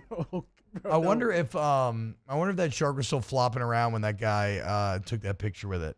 Because you're right. I mean, what I'm saying, he had to him. hold it still and everything for the picture. Like, I do not think I would be putting my genitals near a flopping shark. I wouldn't take the picture, but like, I wouldn't jump on top of a shark. No way. Isn't shark skin kind of like sandpaper too? I don't know, but I definitely know sandpaper. Even tougher. Yeah, that doesn't feel like it would feel very good. Also, look, hey, if you're LSU, not bad. 40 ranked teams. Okay, you don't have it as bad as Arkansas or who does Arkansas play on the East every year? Like, how did they get such a high number? Again, Missouri for sure. It's because they're not. That's their last game of the year now. Is Missouri? Who did they play? Who did they play for years then? Because it seems like that's the only way that this number gets juiced up that much. Well, I mean, is if they're playing a perpetually ranked East since team. 12. Really? Right, because they replaced LSU went A&M and Missouri went to Arkansas. I guess it's just I guess then it just simply becomes because they don't because they are the one West team that is consistently not ranked. Right, and there's not enough oxygen in the room, and if everybody else is ranked and you're not, you're just going to be constantly playing good opponents. Really good chart though. That's a good chart. LSU is a little unexpected because it feels like every year that first game of the year, LSU is playing some type of comp, and it feels like that's every year. Yeah, when you got teams like Georgia and Alabama playing San Diego Tech, like some little. I don't know why you took a shot at San Diego. Feels unneeded. Hey, well, look, shout out San Diego. Shout out Chris Olave, but. I just feel like LSU is always going through the gauntlet every year. Like I don't never feel like LSU has an easy schedule. I think some of this too is because Florida has been down over the last couple of years, and typically that is your permanent East opponent who's always going to be ranked. That's true. So that number would probably be around 45. Yeah. If it was a typical Florida situation. So well, and then we always said, oh well, Alabama has it easy. They play Tennessee out of the East the last 5 or 6 years. Tennessee's actually been better than Florida, and they've been ranked. Yes, it's Tennessee. I would say 5 or 6 years. Because going back to Dan, 2020, they almost beat that Alabama team that was mowing through everybody. So 21, 22, 23. Yeah, so 3 years. Yeah, last 3 years. Also, poor Billy. Tennessee. Tennessee is an outlier when it comes to the SEC East. Also I was going to say in terms of Alabama. I mean, Alabama has more. They play more ranked teams than you. So yes. they've had it easier, it seems like, for a long time with Tennessee, but still objectively, they've actually played more ranked teams. Tennessee, an outlier for the East, though. They're at 44. South Carolina is second on this list out of the East at 39. And then everybody else below that. So if I was a Tennessee fan, I'd be feeling some type of way about what's going on here. Is that list including playoff games? This is actually just regular season. Okay. I know that Marler on his Twitter has some interesting updates with the playoff situation. I think Alabama probably leads the way because, well, they've been in the playoff every year. Yeah, SEC championship every year, playoffs every year. Yeah. Georgia's way too low if we're counting playoff games. Like that's diabolical. Yeah, like Georgia's that low. Yeah, even if you added their playoff games, let's say, let's add 3 years, 2 games, 6, they'd still be somewhere in between Alabama, Tennessee, and then that A&M, Ole Miss, Mississippi State tier probably. Yeah. Let's see here. But Georgia got a schedule this year, so I'm not going to harp on it too much. They got a gauntlet. They open up with Clemson, and we're going to see what Clemson is. Clemson, remember, the only team outside of the service academies that did not add a player out of the transfer portal, so their roster is their roster. Where do you stand on that? Oh, it's horrible. Not smart at all. It's almost to a situation where Dabo, like in his contract, like you could say, are you neglecting making your team better? I mean, 0 players? Yeah. I am not for the 17, 18, 19 players out of the portal. But if you look at and we're starting to kind of figure this out, I think. You look at the Georgias, the LSUs, the Penn States, the Ohio States, that number, Michigan's, that number is between like 4 and 8. Yeah. Or in the higher end, 6 to 10. That feels like kind of the sweet spot there is, to me, 4 to 8 players every single year out of the portal. Yeah. So not a high number, but if you don't add anybody, and if I'm a Clemson fan and I don't have a receiver that changes the game, right? I don't have an edge rusher that changes the game. I don't have a safety that and I could go get those things out of the portal, add 4 guys and be good, and I'm not doing it. Like that is a situation where you're stubborn to a fault. Yeah. I mean, yes, we've said it plenty on Dabo. That goes without saying. I've never seen such a clear example of the game appearing to pass someone by. Okay, here it is from Vern Funquist, CFB. Wild/deep dive of the day. In the last 10 years, UGA has played 54 ranked teams. So Georgia go all the way up to 54. Oh, wow. That's a lot. They've done that by playing in 6 SEC championships, also playing in 6 college football playoff games. The SEC championships is what I was says putting into my total figure there. So 22% of their games versus ranked teams came in those postseason situations. Yeah. Auburn, in those 10 years, has made 1 SEC championship game, no college football playoffs, and has still played 56 ranked teams. So Auburn has played 2 more ranked teams than has Georgia, even with Georgia going to Atlanta 6 times and played in 6 college football playoffs. I can't respect that. That's sorry. tough for Auburn. I can't respect that. No. Look, Georgia, it's cool. Georgia fans will never get over what happened last year. David Pollack sat there and said to Nick Saban's face that Georgia was now the class. They thought that, they finally Georgia learned what them old man hands are all about. Yeah. And Georgia learned that old man strength don't go away. You think you got your dad? Well, guess what? You're grounded. Okay, you bum. And then the dad said, "Peace. I'm out." They can't get him back. Yeah, no, they can't get back ever. He word. walked Georgia fans will always be, and so are we. But they thought they weren't. That's the point. Yeah. We are going to find out about Georgia this year. I'm ready. Clemson. We're going to learn today. Now, Clemson in Atlanta, that's a home game. There'll be some Clemson fans there. That's not far travel either. It's a home game, but still, opening up against Clemson. I know you hate this, but your third game is at Kentucky. Kentucky's going to start the season probably 23rd, 24th in the country. You've got at Alabama. You've got at Texas. You've got at Ole Miss. That's tough. That's going to be a tough schedule compared to what they've had in the past for sure. I agree. We'll and this is a team that has probably more question marks. Still incredibly solid, but more question marks. You lose Ladd McConkey. You lose Brock Bowers. You lose your offensive firepower. Who should be number 1, Ohio State or Georgia? I think Ohio State right now. Really? Yeah. Ooh, I think my only concern is Ohio State's O-line and the fact that Georgia obviously has the quarterback, and we think that Will Howard could be. He's won a Big 12. Will Howard's not bad. They've been talking about the freshman. He's not Will bad. Howard was the quarterback at Kansas State that won the Big 12 over TCU that went to the national championship. I actually think it is going to be Julian Sayin. It's I not think going to be Julian Sayin. If it's not Will Howard, but certainly I not trust to begin Carson the Beck season. more than both of those guys. I hope it's tough. Julian Saints so we can make a bunch of Dragon Ball Z memes. Ohio State in the other positions. For sure. Receiver, Like, you were just talking running about back, Georgia's DB D-line. room. Yeah, they have to replace Bowers, O-line, though. McConkey. I do not love is an Ohio issue State's for it. O-line. It is. That worries me, especially if you're maybe going against like the best teams that'll have good D linemen. I might even get a wild hair and say Oregon, but I'm not ready for that conversation.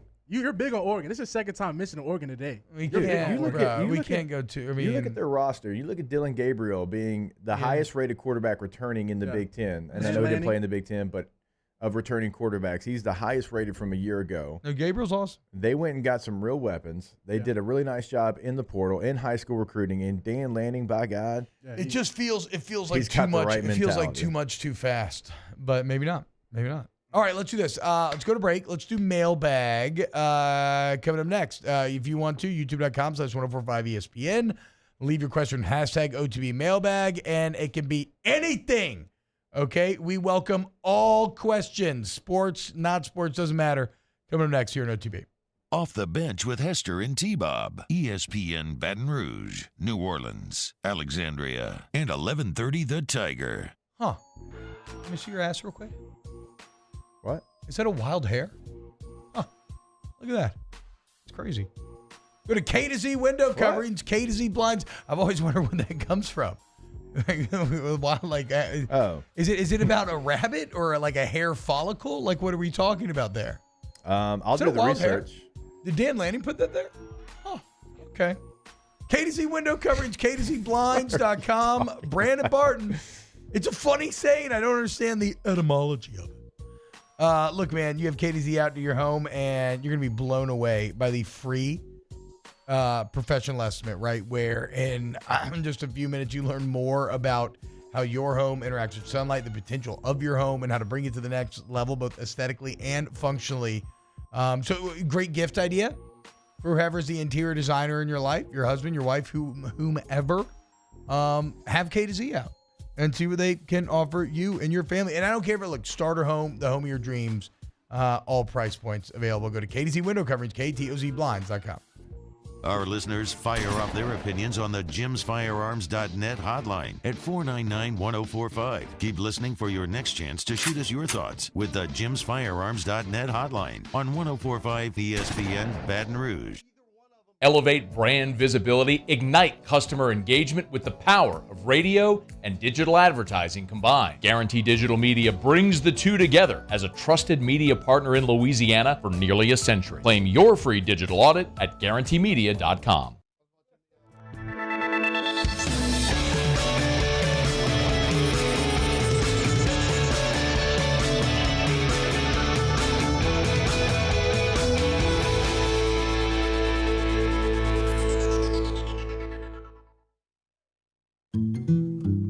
Power up your next project with John Deere Deals by Sunshine.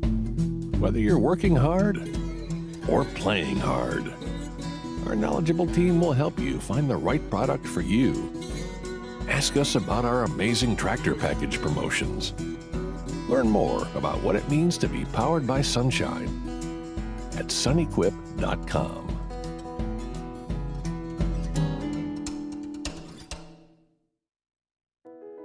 I've been doing business with Luba for 25 years. They're dependable, trustworthy. It's just the attention to detail with our clients. Our folks have years and years of experience. They're highly trained professionals, but many companies have that asset. What I'd like to think makes Luba a bit different is that we use those talents in a way that truly is dedicated to serving the needs of the folks who depend on us. Jerry and Benny Payne began Central Plumbing Company out of their driveway in Tanglewood subdivision. 50 years later and 4 generations down the road, we continue to serve Baton Rouge and the surrounding areas for all of their plumbing needs. Residential, commercial, industrial, or hospitality, Central Plumbing is here 24/7, 365. We want to thank our customers, family, and friends for 50 years of success. And looking forward to 50 more. Dylan Cruz here to tell you about Six Rings Baseball and Softball Camp. If you live on the North Shore and play ball, go to Six Rings Camps with former LSU assistant coach Dan Canaveri. His knowledge is second to none, and your child will improve and have fun doing it. Camps were held at Coquille Park and Six Rings Academy in Covington with 4 sessions over the summer. Full day and morning only sessions are available from ages 7 to 13. Go to sixringsbaseball.com or call 985-206-9096. Learn the game to love the game. When it comes to ending cancer, we push forward, always working together for you. That's why our cancer experts at Ochsner have clinically integrated with MD Anderson Cancer Center. This means advanced cancer care, including access to life-saving clinical trials and integrating care. Join me for a Tuesday edition of the Hunt Palmer Show presented by Pluckers. Glenn West talking Tigers. Sharif Ishak on the Saints and Colts. Hunt Palmer Show 1 to 3 weekdays. 145 ESPN Baton Rouge.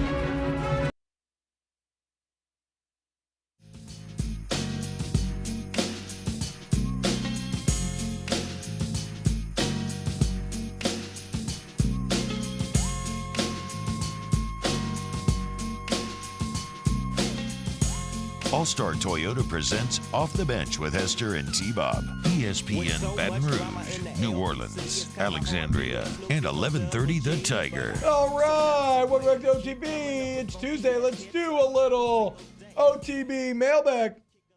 Special delivery! This worked. I have this special delivery for off the bench. And look, it is marked most urgent. We'll be writing to you. The internet. What the is the internet?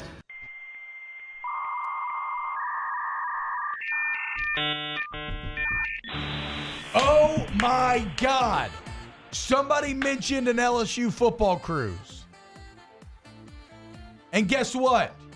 Is it happening? No, I was absolutely right about the Ohio State cruise being a debaucherous monstrosity in which multiple relationships have been ruined. So suck it, nerds. I told you that's what goes on at cruises. Forgot about that. That's what goes on at cruises. I told you. I just remembered this. Anyway. Wait, what happened? Just like there's stuff that goes on that spouses and others have not been happy about.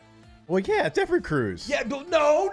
When I brought this up to a man, y'all acted like I was crazy. Don't lie. Yes. I don't remember. Taylor remembers. Look at him smiling. You could very much tell me I did. did. Thank you. Maybe I was Anyway. just trying to take up for my boy Bobby. Anyway. He kind of puts it together, but you gotta tell me everything during the break. Bilbo T. Baggins. Ask the bench, how hot is Mario Cristobal seed if Miami doesn't win the ACC this year? I think his seed should already be hot. I think However, Miami just needs to try to go 8-5. Well, that's the thing. Like, should that be Or their take a knee. expectation at this point? Yeah, for real. Take a knee. No, I mean, look, I think I call him Mario Cristofraud, so I'm not the person to ask this question. Who's hotter, Billy Napier or Mario Cristobal? Well, I mean, Billy Napier's Both year 3. Billy Napier's seed is non-existent. I mean, it's already it's molten. Yes, that's what I'm saying. It is like that is a dead man walking. He is a zombie of sorts. Cristobal is clinging to life.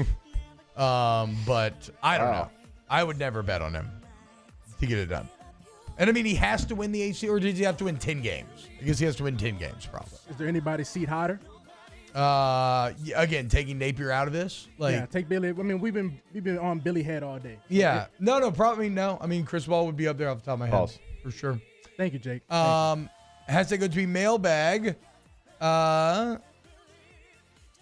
Did Moscona accept Hester's bet of $200 that Ladd McConkey has 300 career receptions? What was that? I hadn't talked to him about it, but I certainly will. I absolutely will. I think Ladd McConkey is going to be great in LA. I think Ladd McConkey is somebody that if you don't... Oh, you're talking about in the NFL. Yeah. Okay. If you don't watch film and you don't understand it and you put Ladd McConkey into a box that he doesn't belong into, then that's your thought process. But if you watch the tape, if you watch him at the Senior Bowl, if you actually realize that he was on the outside 73% of the time and not a slot receiver, and people call him a slot receiver, then you'll He's a tiny white understand guy. how good he is. So, he's tiny. He's also white. Yeah, exactly. So, Jake, can I ask you, what's his real comp? Because everybody, they give him that Cooper Kupp, obviously. So what would you say his real comp would be then? I mean, I think he's a receiver that can do whatever you need him to do, right? Yeah. And people want to comp him to Wes Welker and Cooper Kupp. It's like other white receivers. Like, Ladd McConkey ran a 4.39. That's fast. Like, I love Wes Welker. I was teammates with him. Like, Wes Welker, like a 3-cone drill, you're not going to beat him. But, you know, Wes Welker's a 4-5 guy. Okay, so you're saying his comp's Julian Edelman? No. No, I'm just kidding. No, I'm just kidding. That was a joke. I was thinking Danny Amendola. Yeah, Steve Danny was fast. Danny was good looking. Danny was. He still is. He's still with us. Hashtag OTB. I wasn't the trying roast. to kill him. I just mean like what I knew in the past. He was at the roast. Oh, he's probably in St. Louis with you. Right? Maybe? Yeah. No, he was. Yeah, for sure. You know who? He is a massive fan of Matt Flynn. Oh, really? Oh. I can see them doing When he some was with the damage together. Cowboys, we did a thing together at the Hall of Fame with the Cowboys and Chargers our rookie year. He's like, man, you got to play with Matt Flynn. That is so cool, man. I used to love watching him play at Tyler Lee. What? Oh, high school. Yeah. Oh, okay. Chris Little is Snaps dead. Scott Dice will be your Snaps day. Snaps is not dead. There will be a Snaps today. I'm working very hard to get that RSS feed transferred over. It is a boatload of bull crap. But, yes, look, the transition period is going a little rough, but don't worry, guys. We are here. We are not going anywhere. Snaps back today. I thought Aaron had it on lock when you were. Where were you?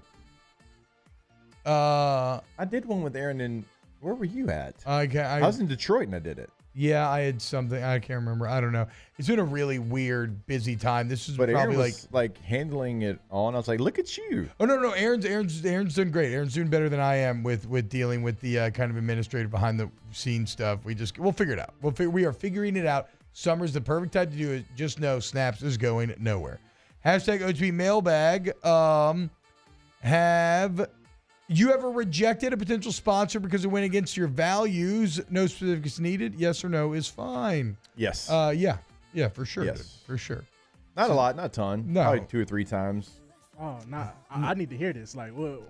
Just values, man. Like, what? No. He obviously can't. If there's a company say you this don't want to, totally if there's a company, that you don't want to advertise for because maybe you don't believe in what they're selling, or or you don't believe in. Well, I might be a good at that. Actually, no, or you don't, or you like you don't believe in the product.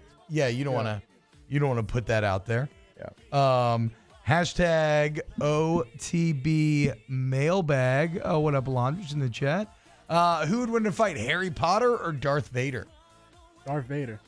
Yeah, for sure, bro. Come on now. He's a force, right? Easily. Yeah, I mean, like, and you could do, what if Harry just did, like, Avada Kedavra? But, I don't know like, what that means, but that's, like, the killing spell, but come on, man. I don't actually care. You're never going to get me to answer, and I love Harry Potter. You are not going to get me to answer that Harry Potter would beat Darth Vader. I'll go Harry Potter.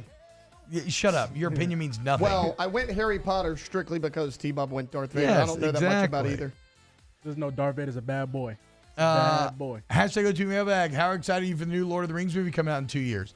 I'm more excited than I initially was because it's called The Hunt for Gollum, and I do think that's actually a pretty cool story that you could tell.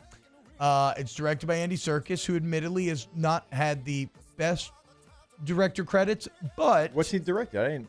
I'm trying to remember. I mean, he was heavily involved in the direction of The Hobbit, which I don't really blame him for. I feel like everybody was kind of operating off their back heel there. Late production, switch over from Guillermo del Toro and everything. We don't need to get into it. But whatever. He is very at home in Middle Earth, and he is awesome as Gollum. So I'm more excited, certainly, than I was. I'm looking up his director credits. You know, I was thinking this morning as I'm drinking my coffee. Oh, God. He made that Venom movie, which is awful. It wasn't too bad. There might be the second Venom movie, I think. Oh, yeah, that was bad.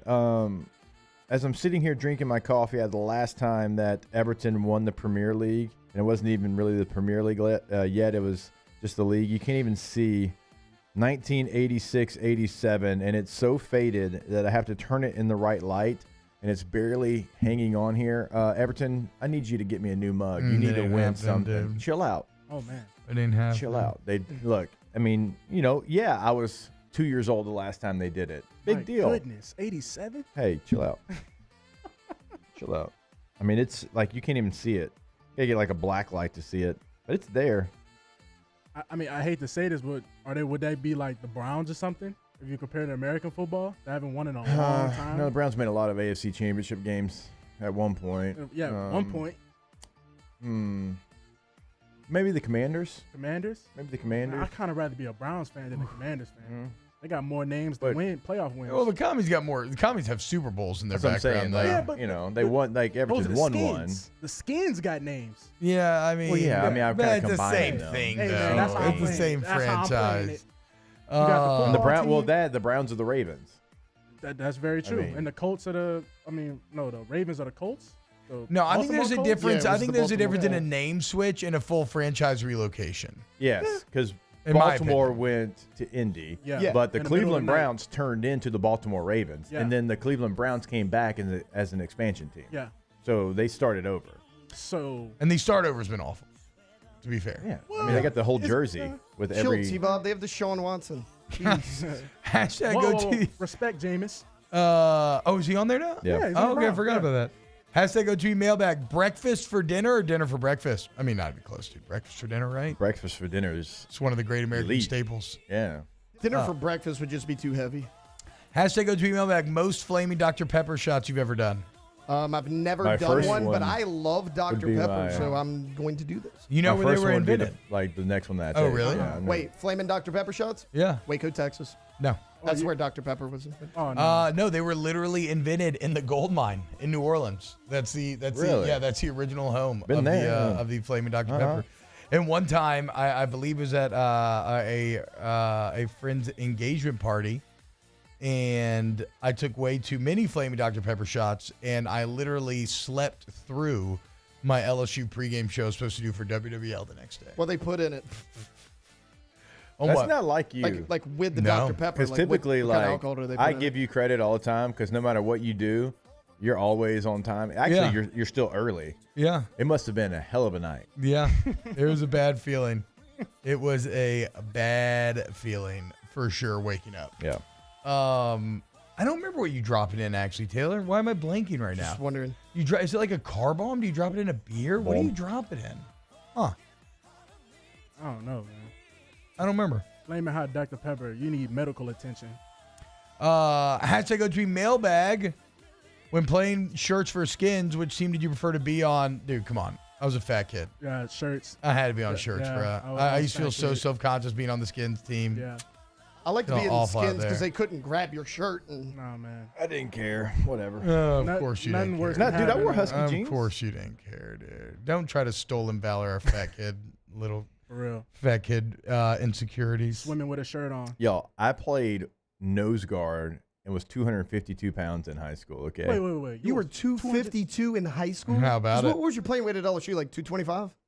Probably, yeah. Something like that. Big yeah. fullback. Goodness Yeah. gracious. That's 252, bro. That's a Oh, headache. it's not actually Dr. Pepper. It just tastes like it. Yeah, that makes sense. Dr. See, Pepper T-Bob's doesn't. giving me misinformation. Dr. Pepper doesn't light up, so it's like some sort of. Is it like Jaeger or something that you're driving? I've never even thought about this actually. I don't know. The more I hear about this, the worse it sounds.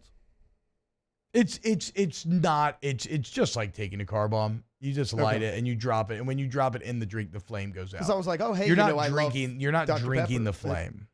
Now there's not even any in there. What's your ideal breakfast taco? Last one. Oof. Ideal Katie makes breakfast tacos all the time. Avocado, eggs. Yep. Bacon pieces. I'd go cheese. sausage, but yep, we're on the same page. I think you got to have some sort of potato or hash brown in there. Yes. And then I need salsa. Potato. definitely Salsa for sure. I need Definitely salsa on I there actually to finish this off. I like some verde as well. Yeah. Hell yeah. You're feeling frisky in the morning. Yeah, why not? Hash browns, I like the addition, but I don't have to have them. But I do like the addition of it if they're available. I mean, I essentially just want a traditional breakfast rolled up in a tortilla with avocado and salsa. Yes. Is pretty much like that. I mean, give me a giant breakfast burrito like that. Yeah. Hell yeah. And if you're going full breakfast burrito, give me some beans in that thing as well. All right. There it is. Another edition of OTB Mailbag. Coming up next, Billy the Human Barometer and Tom Brady. Off the bench with Hester and T-Bob. Get Gordon and get it done. Gordon McKernan Injury Attorneys. Go there today. If you need somebody who's going to fight for you and get you what you deserve, you get an accident. Look, you get on getgordon.com. You can see all of the different cases that they cover. You can also just fill out an inquiry right there and get in touch with them. But again, they're going to get you what you deserve. And why don't you follow them on social media at Get Gordon, where they always have a lot of great content going down. Sometimes it's general life advice. Sometimes it's how to protect yourself when you run into one of these situations. And a lot of times it's content with your favorite athletes, the member of the G team. Talked a lot of NIL. Maybe nobody's been a better supporter of LSU athletes than Gordon McKernan has. Get Gordon, get it done today. Go to the website, getgordon.com, where you can get it done. You can do all the things that T-Bob told you about. Check out what they can do for you in the courtroom. If you want to see what they're doing in the community, at Get Gordon is always going to be the handle on all major social media. And if you want to pick up the phone and give them a call anywhere in the state of Louisiana that you're listening right now, your area code followed by the 8s, 888-8888, Get Gordon, and get it done. In times of need, get a full list of phone numbers, websites, and other important emergency information on the Demco Stormwatch page at 1045ESPN.com. There it is, the extra mile, on the border of expected and extraordinary for those willing to go further, like vans customized for work or play, with safety and tech to keep you connected. Supported by a 5-star sales, service, and finance team, and backed by the 1-star you know. So go the extra mile. It's never crowded, because so few have what it takes to go there. Mercedes-Benz Vans.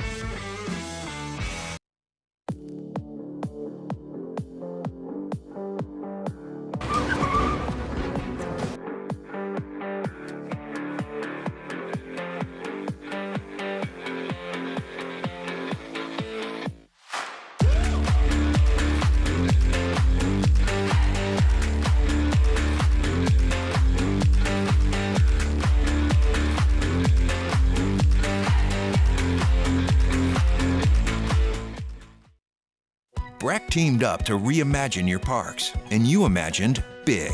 With your help, we went to work creating 12 beautiful community parks across the parish. A family-sized water park, miles and miles of trails, and parks just for your dogs.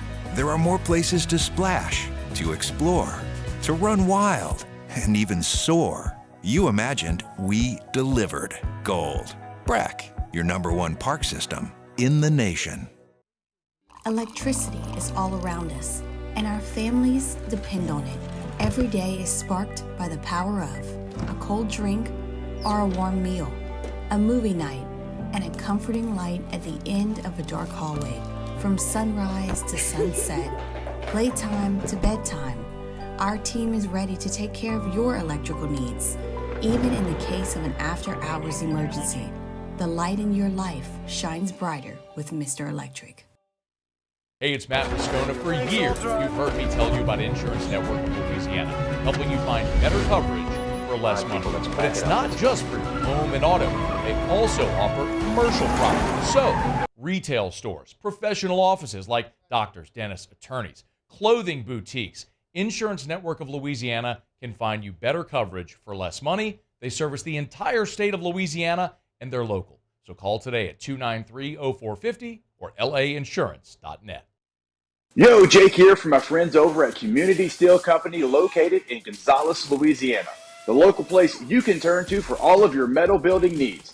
Notice I said local, not Houston, not Dallas, not Atlanta, but right here in Gonzales. Visit them at their brand new state-of-the-art website at communitysteelco.com or pick up the phone and give them a call today to answer all of your questions on your metal buildings, roofing and sheet metal, and any other steel needs.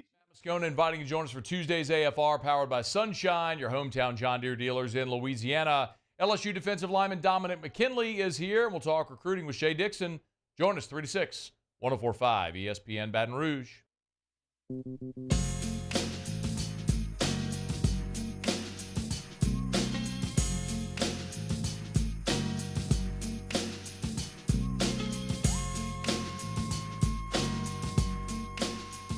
All-Star Toyota presents Off the Bench with Hester and T-Bob. ESPN Baton Rouge, New Orleans, Alexandria, and 1130 The Tiger.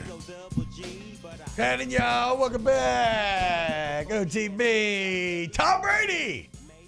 So Fox Sports, it looks like they had some sort of like investor presentation or media buyer presentation, something or another. The people who maybe buy advertise, whatever. They had some sort of summit in which they're talking about their fall plans, and it was Michael Strahan and Tom Brady up there. We now know when Tom Brady's going to make his announcing debut, and it's week 1. What teams do you think are in it, Taylor? Week 1? Yeah. Are the Cowboys in it? The Browns and the Cowboys. Here we go. Tom Brady making his debut, calling America's team. As he was talking about the game, he actually said something along the lines, it's very funny, the crowd started laughing, but it was something along the lines like, can Dak finally get it done?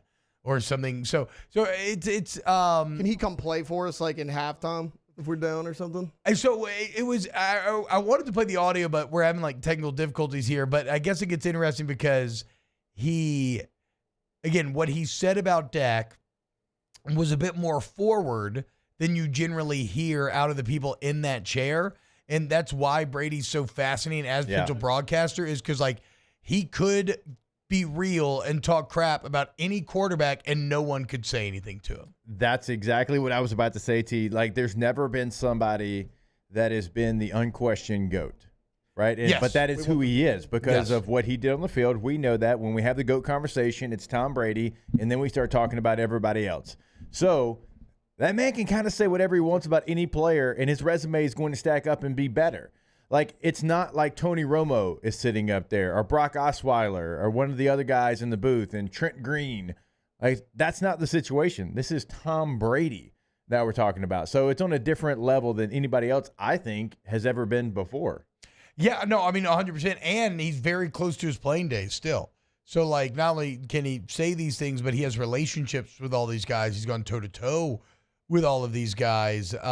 He had a particular distaste in his mouth when he called the Cowboys America's team, saying, he'll have to get used to that. Speaking of getting used to it, 6 years ago, Matt Ryan signed a 5-year, $150 million contract. That made him the first $30 million quarterback. That was 6 years ago, guys. 6 years ago, you had your first $30 million quarterback. Yeah. Right now, Jalen Hurts, Lamar Jackson, Justin Herbert, Joe Burrow, and now Jared Goff, all making over $50 million a year. 6 years ago, you had your first 30. Now, 6 years later, you got a handful of guys making $50 million a year. And it does beg the question, look at what's coming next. How soon will we see a $60 million quarterback? You got Jordan Love, Trevor Lawrence, Tua Tagovailoa, Dak Prescott, Josh Allen. All of these guys going to be due for extension soon. You say no. But if Jordan Love plays like he played at the end of last year and it's negotiation time, what do you do? 60 mil? No. So sorry, to be clear. Let's say the 50 number. Okay. Would you pay those guys $50 million a year? Yeah, that's market. It depends on. Josh Allen would be the one that will press 60. Yeah, for sure. It depends on who's making what at that time and where I view Jordan Love. I mean, am I going to pay him top 5 QB money? Right now, No, I'm it's not. Goff, Hurts, Jackson, Herbert, Burrow. They're all getting plus $50 He's million. under all of those guys. Yeah. Well, So you're going to let Jordan Love walk? No. You offer him what you And he offer. says no, and he bets on himself, and then he hits free agency. Because that's kind of the point of this entire conversation, Jake. Is there a position in all of sports that has more leverage than quarterback? No, I don't think so. Because starting pitchers in MLB have become more, I think, less relevant. Honestly, I mean they don't because extend they don't as have much. complete games anymore. Yeah. Like that used to be the position where you'd see some of the biggest contracts in They get baseball. hurt all the time. You get hurt all the time, and so like that kind of went away a little bit. We started talking about basketball. I mean, everybody can kind of do a little bit of everything now. So like you have bigs that can play point. You have like different situations going. So it's not like that one position in the NBA. And I'm sitting here trying to rack my brain, like strikers and world soccer maybe, but It's I still think more of a team game. Nobody is as singular as is the QB. No, as we're trying to talk it out here, I can't think of one right now. It's like if you don't have one, you're not going to get to the ultimate goal. Like we have like very few cases, Trent Dilfer for the Ravens, where you can not have a guy and go win a Super Bowl. And that was one of the best defenses we've literally ever seen. Like, it took a generational defense to go win a Super Bowl. So if you don't have a guy, you can't. I mean, you can get to the postseason, but you can't get to the ultimate goal, which is win a Super Bowl. It's crazy because it's like you don't have to be great. You just have to be good. And if you have even a whiff of being good, a team really just can't afford you to can't afford for you to hit the market. Yeah. I mean, Dak Prescott is kind of the ultimate example of this, where what do the Cowboys do with him going into this lame duck year? Now they say they believe he'll win the championship. I'd say, okay, Steven, or what do you say? The quote was very funny. He said they can totally win a championship. Okay, well, Steven, put your money where your mouth is then. Totally pay that guy if you believe that. Or do you let him hit the home run? Because there will be suitors. Somebody will. If Trevor Lawrence, Tua, any of these guys, Jordan Love, Jordan Love's got to prove it, I think, he was excellent in the last 8 games. He has to prove it this year again. But, yeah, man, it's just wild how, desperate teams are to keep you, because even if you're not elite, you're just good, losing you represents a major risk and potential major step back for those teams. I'm trying to think of the quarterbacks that you listed out there. Who is the, without a question, going to get it? No questions asked. Is it Allen? Josh Allen's going to get $60 million. He will 100% become the highest paid quarterback when it's his turn to get paid again. Now, you mentioned Dak Prescott. I think he got his biggest payday. I don't think his biggest payday is coming. Do y'all disagree with that? No, I think Dak. I think though on an open market, I think Dak will probably get 50. Yeah. God. Somebody will pay him. $50 million. Dude, somebody desperate for a QB will pay him. The Jets. 100%. The Jets will pay him if Rodgers leaves. Yeah. The Giants, if Daniel Jones doesn't work out, somebody will pay him that money. That's where we're getting into conversations about leverage. But do you want to make the mistake, or do you want someone else to do it? That's where I'm always at. Yeah. I mean, well, at the same time, you've gone through regular seasons where you've won 12 games a year. Do you want to go 6-10 watching, or 6-11 watching Tyson Bagent be your quarterback? Because that's the great fear. That is the other side of this. No, I get it. But, I mean, look, I've seen it with Dak. You put all the pieces around him. You always ask me, if Dak Prescott's not your quarterback, who are you going to get? My response is, I don't care, because I know he's not the guy. You may fail with the other guy, but I know for sure he ain't it. All right. Let's see when we get back. Let's close out hour number 2 and get ready for Nick Underhill to kick off hour 3. Keep it locked right here on OTB. Off the Bench with Hester and T-Bob. MMRGRP.com. Join the MMR group today. Look, man, apply today, I should say. And whether you're a student seeking internship, you're a seasoned professional when it comes to electrical and instrumentation contractors, or you're just starting out, we have a variety of positions available for you. Remember, MMR, the largest electrical and instrumentation contractor in the entire nation, headquartered here in Baton Rouge, but offices all over the globe.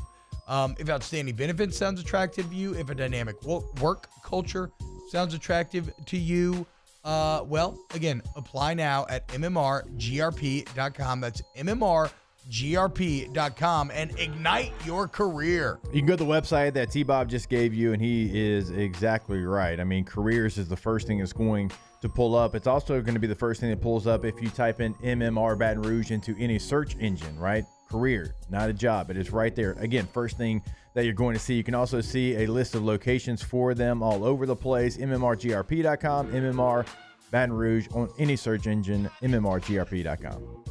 Our listeners fire off their opinions on the JimsFirearms.net hotline at 499-1045. Keep listening for your next chance to shoot us your thoughts with the JimsFirearms.net hotline on 1045 ESPN Baton Rouge. Gulf Coast Bank and Trust is giving our customers the power to bank anywhere, anytime during this challenging event. And we're right there with you. Our mobile banking app is a smart way to manage your money and time. Gulf Coast Bank and Trust, the bank that cares about you.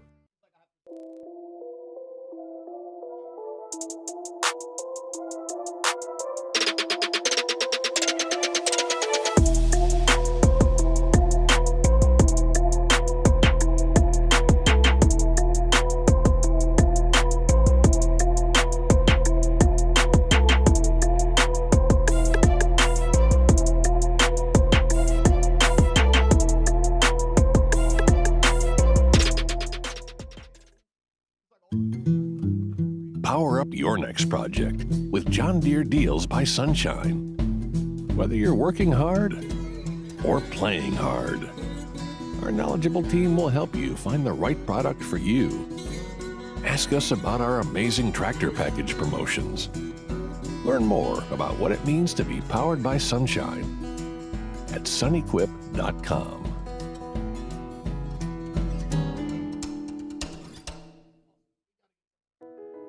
I've been doing business with Luba for 25 years. They're dependable, trustworthy. It's just the attention to detail with our clients. Our folks have years and years of experience. They're highly trained professionals. But many companies have that asset.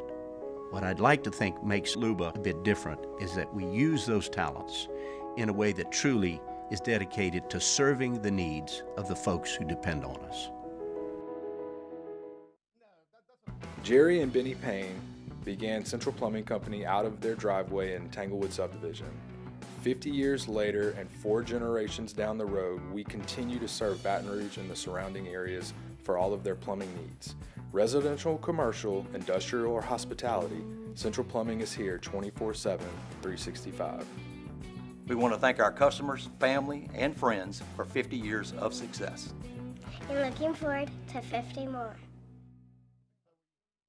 Dylan Cruz here to tell you about Six Rings Baseball and Softball Camp. If you live on the North Shore and play ball, go to Six Rings Camps with former LSU assistant coach Dan Canaveri. His knowledge is second to none, and your child will improve and have fun doing it. Camps were held at Coquille Park and Six Rings Academy in Covington with 4 sessions over the summer. Full day and morning only sessions are available from ages 7 to 13. Go to sixringsbaseball.com or call 985-206-9096. Learn the game to love the game.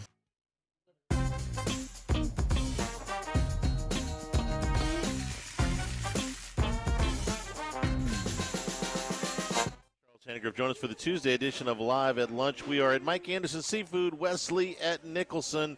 Take a look back at the night in the NBA, plus Andy Isco joins us from Las Vegas. Live at Lunch, 11 a.m. Tuesday on 104.5 ESPN Baton Rouge.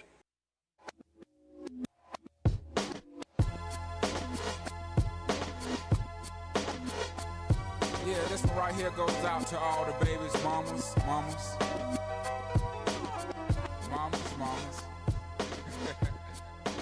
ESPN Baton Rouge, New Orleans, Alexandria, and 1130 The Tiger. Hey guys, let's watch some Twister. Play it. What's up? Going green. Greenwich. Saddle up. You got it, boss. Charles, I need a sector scan on that cell. Look at Carrie. For a hook. We'll do Flanders. What are my dew points doing? Points up to 70, sir. Honey, I got you a lemonade. You gotta move out. Listen, follow us in the truck, but stay behind Dusty's van. You'll be safe back there. I gotta go with Joe. Okay, let's move out, people. Let's go. Where are we going? Look at this. He leaves his old, or his new fiance for his ex-wife. All right, people, let's pack it up. Let's go.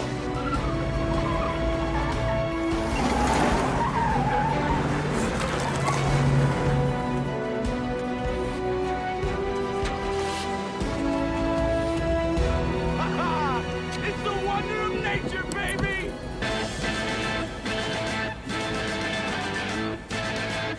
This vagabond crew. This ragtag bunch. Woo!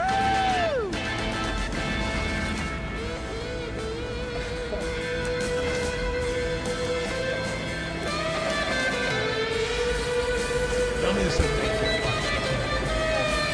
Woo-hoo! Hey, you guys! Woo-hoo!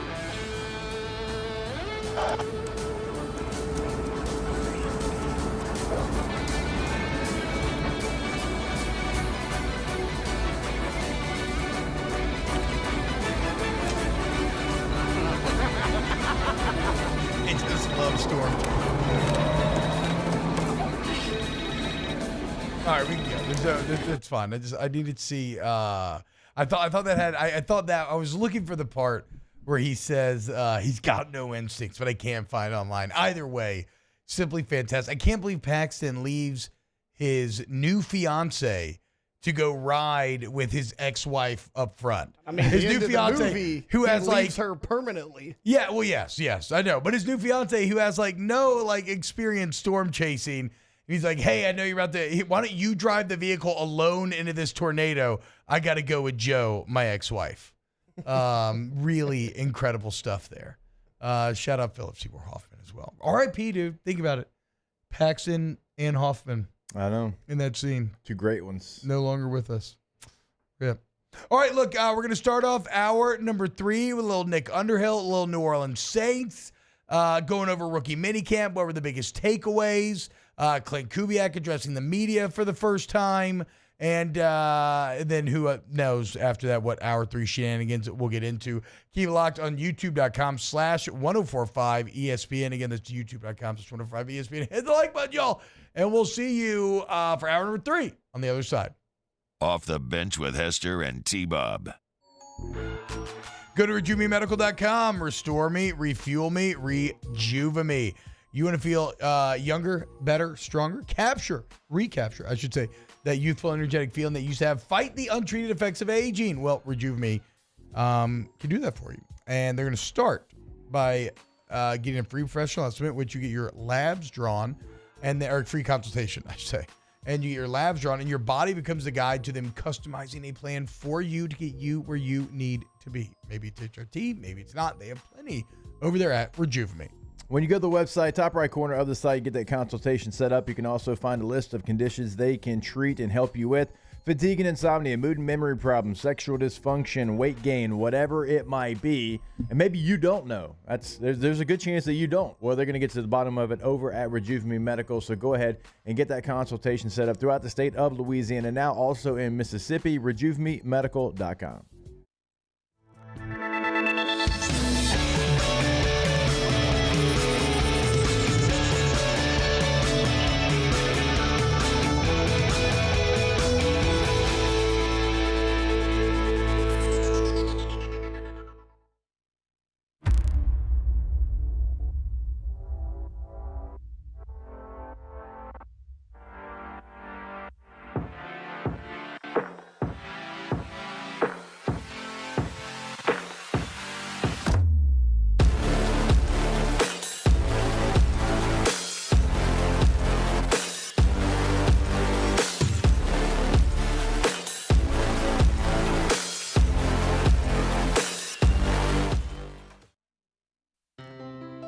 When it comes to ending cancer, we push forward, always working together for you. That's why our cancer experts at Ochsner have clinically integrated with MD Anderson Cancer Center. This means advanced cancer care, including access to life-saving clinical trials and integrating care to treat the whole you. Introducing Ochsner MD Anderson Cancer Center. Long live you. BRAC teamed up to reimagine your parks, and you imagined big. With your help, we went to work, creating 12 beautiful community parks across the parish. A family-sized water park, miles and miles of trails, and parks just for your dogs.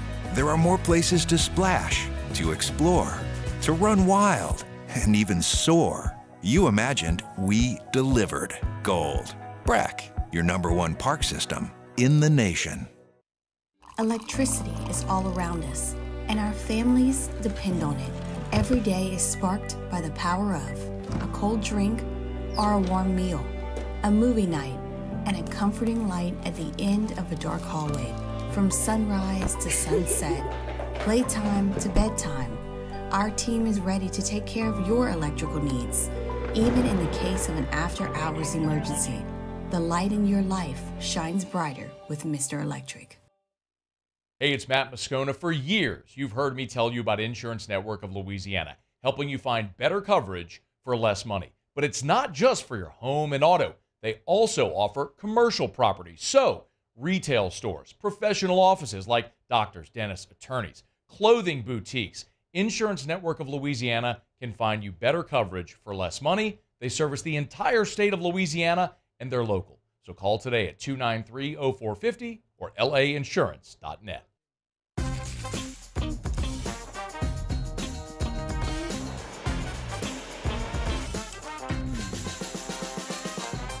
The best kept secret in town is out. Discover Tallulah at the Renaissance Hotel on Bluebonnet.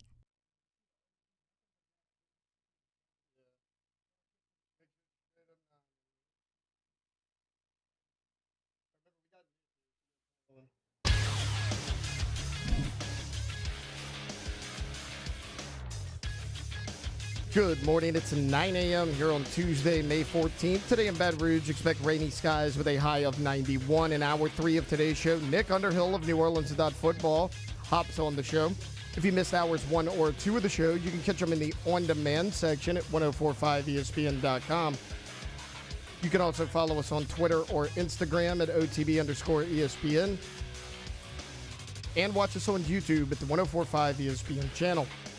Hour number 3 of Off the Bench, live from the Mercedes-Benz of Baton Rouge studios, starts now. All-Star Toyota presents Off the Bench with Jacob Hester and T-Bob Hebert. Yeah. Off the Bench with Hester and T-Bob. Hey, they said I got to come off the bench. All-Star Toyota presents Off the Bench with Hester and T-Bob. Yo. Yo, what's happening, y'all? Welcome back. OTB, hour number 3. Nick Underhill coming up from New Orleans Football. You know what movie did I tell you that I rewatched Robin Hood Men in Tights like a couple weeks ago? Men in tights. And my son actually sat there and kind of watched the entire thing with me. When Dave Chappelle's like, it ain't exactly the mighty Mississippi. It's talking about jumping back and forth between the little stream. A Choose Great and Blinken the blind assistant is very funny. Shout out Carrie Elwes. Guess I'm just on a Carrie Elwes kick. Still Nick going strong, by the way. What? He's still going strong. Yeah. For that's what was he in recently? Mission Impossible. Oh yes, right. There we go. The latest one. Nick Underhill, New Orleans Football's website. Nick_Underhill on Twitter. Nick, what's up, man? How you doing today? Doing great. How y'all doing? We're doing very well for sure. Rookie mini camp was this last weekend, and I thought you had some pretty interesting perspective on New Orleans Football, where if nothing else, so look, mini camp is what it is, right? We're not going to have any broad, sweeping, interesting takeaways here, but if nothing else, this is the first time that you've seen a different style or just a different, like a functionally different offensive practice in damn near 20 years. What was it like seeing how Kubiak operates in a practice setting versus the Sean Payton system that the Saints have known since 2006? Yeah, it's like, you kind of got like your home grocery store, like the one where you always go to and you know everything's at and the layout's the same. And then like, you're out one day and you got to stop and get something and you pop into another grocery store and it's like, where the hell is everything? Yeah. Like it's kind of like that. Like we were going out there for, forever, and the offensive linemen are lined up in the same place and the running backs are here and the tight ends are here and the receivers and the quarterbacks, and you know what drills they're going to do and when they're going to do them, and when they go into the routes on error, like, what the first play is going to be and the second play. And it's just kind of like, you just know, and it kind of like you can kind of set your rhythm to it. And you're out there this week and it's just completely different. Guys are lined up at different places. They're doing different things. And it's just kind of really interesting to just see like practice run completely different way. And I'm not, there's not a right way or a wrong way. It's just different, and kind of seeing the things that are emphasized and how they're emphasized. And, even just hearing a play call, like that's drastically different. Like Sean's calls were really long and these ones are a little bit shorter, and just kind of, just the different things that are being emphasized were just a lot different. And, it's just kind of fascinating to see a different staff go about things in a different way, because like we just have not really seen that in the modern era of the Saints. Nick, we were talking about this yesterday, and look, I've been a participant in a rookie minicamp when I was going into year 7 in the NFL. Sometimes they'll bring veteran players in. It will kind of be a tryout, see if you still have something left in the tank and maybe get a contract. Like, were there any of those type of players that maybe stood out to you, like non-rookies? It could be somebody that was already with the Saints, but anybody that was a non-rookie that kind of stood out to you in this minicamp? Yeah, I mean, like Teamer was out there. He's someone that you kind of got to keep an eye on. And then there was I can't think of his name, Grant, the special teamer. Like those two guys were really kind of the only two that were out there. And I don't necessarily know that either one of them popped. there was a running back that I kind of liked, at number 29, Chris Ike. I thought he looked pretty good, just like as far as movement. As far as on the field, there was a lot of yelling at him, so I don't know, if they feel great about that. But like, you go out here and there's a lot of guys, and just to put it very bluntly, like that are going to be doing something else other than playing NFL football in a month. Like, so it's a lot of guys that are going to have to maybe they'll be working with us, talking about football. It's just kind of what it is. So like, there's just a few athletes out there that always just kind of, that's kind of, for me, I go out there and I'm just looking and who makes me notice him. He was one of the guys that made me notice him. The Charlotte quarterback, Jalen, I can't think of his last name. He's moved to wide receiver. He was another really good looking athlete that I think will probably get a chance to be in a camp somewhere, just based on height, weight, speed, movement skills, all that stuff. He kind of looked the part. But there weren't a ton of guys that I was like, man, they got to, like, who is he? They got to sign him. I got to check up on him, throughout the week to see if they did. I mean, it just kind of felt like, Spencer Rattler looked really good. I thought Fuaga looked pretty good. Bub Means, just in that group amongst the other people, his movement skills, I think were definitely above and beyond everybody else. You can see why he was a draft pick. But there wasn't a lot, a lot of guys that came out of there and made me kind of think that way. Above and beyond. I agree. My old man. We'll allow it. My old man, actually, I was talking to him on Sunday, and Bub Means, that was one guy that he mentioned kind of unbidden. I don't want to spend too much longer on rookie minicamp, except to say, what was it like getting to talk to Clint Kubiak for the first time this week? And it kind of feels like, I mean, is he aware of the sort of savior-esque status that he has taken on? It's kind of like, when Leia says, "Help me, Obi-Wan, you're my only hope." This is kind of like for Dennis Allen, Clint Kubiak is his Obi-Wan Kenobi. Did you guys watch the interview? Actually, no, dude. Actually, no.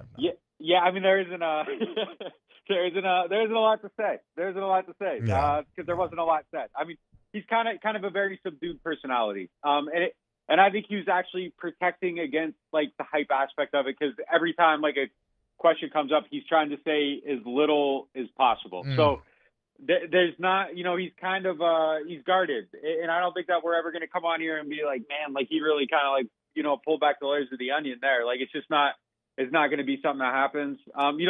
The way he conducted practice, though, like he has a presence, and I think you kind of noticed it. I mean, they were doing kind of a drill with the quarterbacks, and they didn't have anyone playing defense because there just wasn't enough people. So he got out there and played defense, and you kind of hear him. It's just kind of just like I don't know how to say this, because like I don't want to put I'm not discrediting Pete Carmichael at all, but I just think the on-field presence, like there is a significant difference, and I just think Pete's kind of more like, they're both subdued in their interviews, but like on the field, I think there's more of a presence one than the other. But look, Pete got it done too, like at times for a lot of years as the offensive coordinator of this team. So that's not saying his approach was the wrong approach or anything like that or ineffective. It's just different. Like it's just two different people. And I think even going through the staff, there was a lot of differences. Like the quarterbacks coach, Andrew Janocko, a guy with a lot of energy. You kind of notice him. Same thing with the wide receivers coach. Like I think that's kind of the running backs coach. Very, very vocal, very loud. I think there's just like a commonality within this group that I think, just on first glance, like it seemed like a lot of guys just had a lot more presence. Nick is we're talking Nick Underhill, Nick_Underhill, Neurons on Football's website. Nick, is a Marshawn Lattimore trade inevitable at this point? I wouldn't say inevitable. I think it's still possible for sure. I mean, the draft, they drafted somebody's replacement. Like, is it Debo's? Is it Alontae Taylor's? Is it Lattimore's? Like, you don't take Kool-Aid and trade up to take Kool-Aid in the second round, for him to watch three other guys play. Like, I don't think that's the thought process. I think his presence makes it eminently more possible to trade Lattimore without submarining your season. I think, pre-Kool-Aid, like if there's a trade offer and it's, let's say, a second from a team that you think is going to make the playoffs, like maybe before Kool-Aid. It's like, man, is it worth just kind of throwing in, the towel on the season? Because that's kind of what it would feel like if you traded Lattimore and didn't have a replacement. I think something on the cusp now is more acceptable, but because you do have that backup plan, you have the succession plan in place, and it makes it more possible. But like as far as long-term thinking, like whether he gets traded now or not, it just does kind of feel hard to think that he's part of the long-term fabric of this team, just given everything that's kind of happened, how it's played out, the fact that they reworked his contract and he agreed to it to make him tradable. Like, it just feels like, it's borrowed time, kind of like at some point it's going to fall apart. And, I don't know if it's now or later, but inevitable is a strong word, but I think it's still definitely possible. Do you read into him liking that tweet or whatever? The proposed, or liking the Instagram post, proposed trades, and it's trading him to the Texans? Yeah, I mean, I screenshotted it and sent it out to people around the league. So I read into it for sure. Hey, what do you think of this? Like, is he getting traded? Like, what do you think? And yeah, it's definitely something. I mean, look, he's smart too. Like, they know that stuff. It's like LeBron showing up at the Cavs game last night. Like, he knows that's going to be talked about and noticed. I mean, like, nobody does anything, and they're like, wow, I'm surprised they reacted to this. I mean, look, if I'm Marshawn, I want to go to the Texans too. It's a team that has a chance of winning the Super Bowl. So. Right. Yeah, I mean, it's definitely like a little bit of a passive aggressive move, though, for sure. Hey, Nick, I want to ask you about an offensive line signing, Lucas Patrick, the other day from Chicago. He's somebody that's played center. He's played guard. He's been a swing guy. Where do you see him maybe fitting in with this offensive line for the New Orleans Saints? And right now, as of today, as we sit here on May the 14th, if you had to go left to right, what would your starting offensive line be for the New Orleans Saints? Left or right? Left tackle, Fuaga, Saldivari, McCoy, Ruiz, and Uliudo. I think I would go on the right side. It's Lucas Patrick. I think he's good depth. I think he's probably going to compete left tackle. I think it's a good floor to set. You kind of the quick scout looking at that the highlights, the lowlights, the stats. Like I don't think that you look at him and say like this is an immediate starter, but he's somebody with a lot of experience and somebody that can play. So I mean, at least they're raising the floor a little bit on that. I'm still concerned, significantly about the O-line though, and we'll kind of see what happens with Fuaga. I know a lot of people hate the idea of him being on the left side. I like trying him out there. I mean, you got 12, 15 practices before training camp. Put him out there, see what he can do. It's just always been my belief that if you got a right-handed quarterback, you want your best offensive tackle on the left side. And if we got to choose between him being on the left side or him being on the right side, and it's kind of equal footing on either side, I think you want him on the left because Derek can protect himself if he sees pressure coming from the right. So if you have to have an iffier guy out there, it's better to be on the right side. And look, it's 12, 15 practices. Like if it looks like he can't do it, you cut bait and just flip him back to the other side for training camp. But I don't think there's really any ground loss. I don't think there's any harm done. So I like the thought process, but I will say, like when I watched him, and I think when we were talking about these guys pre-draft, I'm sure at some point I said, because I know I thought it, like I thought he was a right tackle only, shorter arms. Like it kind of felt like he fit that profile, but I don't think enough of my opinion to think that, what I thought was absolutely correct. So, maybe he can do it. And if he can, I think you are better off if you get your best player on that side. And I think we'll see Penning, try to compete on the right side throughout OTAs and minicamp and see if he can do it. But the last thing I would do is make plans around the possibility of Trevor Penning possibly being able to put it together after years of not being able to put it together, and stunning my ability to have a solid option on the left side with the quarterback who, doesn't handle pressure the greatest. So now if Derek's flinching every single time he takes a snap because he doesn't trust the guy on his blind side, I think that you're in really bad shape. So if you can find an answer on that left side, I think you have to try to do it. It speaks so loud, Nick, that when you're going left to right, and I agree with you. I mean, there's a couple of different combinations we could use, but I don't think any of them involve Trevor Penning right now. And the fact that you have needs at tackle and guard, and Trevor Penning can't find a way to slide down and even play guard. Like even some of the biggest busts in NFL history, like Robert Gallery for the Raiders, like he was a tackle, couldn't do it, and so they moved him to guard, get a couple of years of service out of Robert Gallery. Like the fact that you can't do that, and we haven't seen the Saints even attempt to do that yet, like that speaks so loud to where Trevor Penning is right now, in my opinion. Yeah, I agree. Look, I think at some point, they probably will try that, but I think that's the last stop, on the road to bust. I think that's just usually I think that's just kind of what happens. I think they're going to exhaust all options at tackle, but I wouldn't be surprised, if he can't, let's say Fuaga locks down the left side and Penning can't play on the right. I wouldn't be surprised at that point then that you see Penning move to the inside, but I don't think that's the initial thought. But at some point you do eventually get there, and it's, not a good thing, but if you can get some service out of him, I mean, that's better than a complete sunken cost. And look, I think it'd be fair to say that Andrews Pete was a disappointment for where he was drafted, the top half of the draft. What was he, 14th, 15th pick? Yeah. Can't play on the left side. Has to move to the. Gave you a decade of starts, though, Nick. Gave you a decade of starts, though, right? I mean, and played on the left side this year. In the end, when you detach him from the draft value, I think that you can make the argument that he was a fine player, but through the prism of a first-round pick, not being able to play right tackle, then has to move to guard. I think it's a definite disappointment relative to that. But if you could get that out of Penning, that would be the hugest win in the world at this point. So I think at some point, if he can't do this, I do think that we could see him move inside, but I don't think that's a primary thought. And I don't have a lot of confidence on him being able to do that. I don't know. We'll see, but I don't know. I just don't have a lot of faith right now in anything, and you just simply can't plan for it. Hopefully he surprises everybody. I will say all I've heard is optimism about him, but I got to see it, and I just don't know at this point. Nick Underhill, New Orleans Football is the site. I'm a proud subscriber. If you love the New Orleans Saints, you should subscribe as well. The coverage from him, Mike Triplett, the entire team over there at NOF is absolutely fantastic. NewOrleans.football is the website. Nick, thank you so much, man.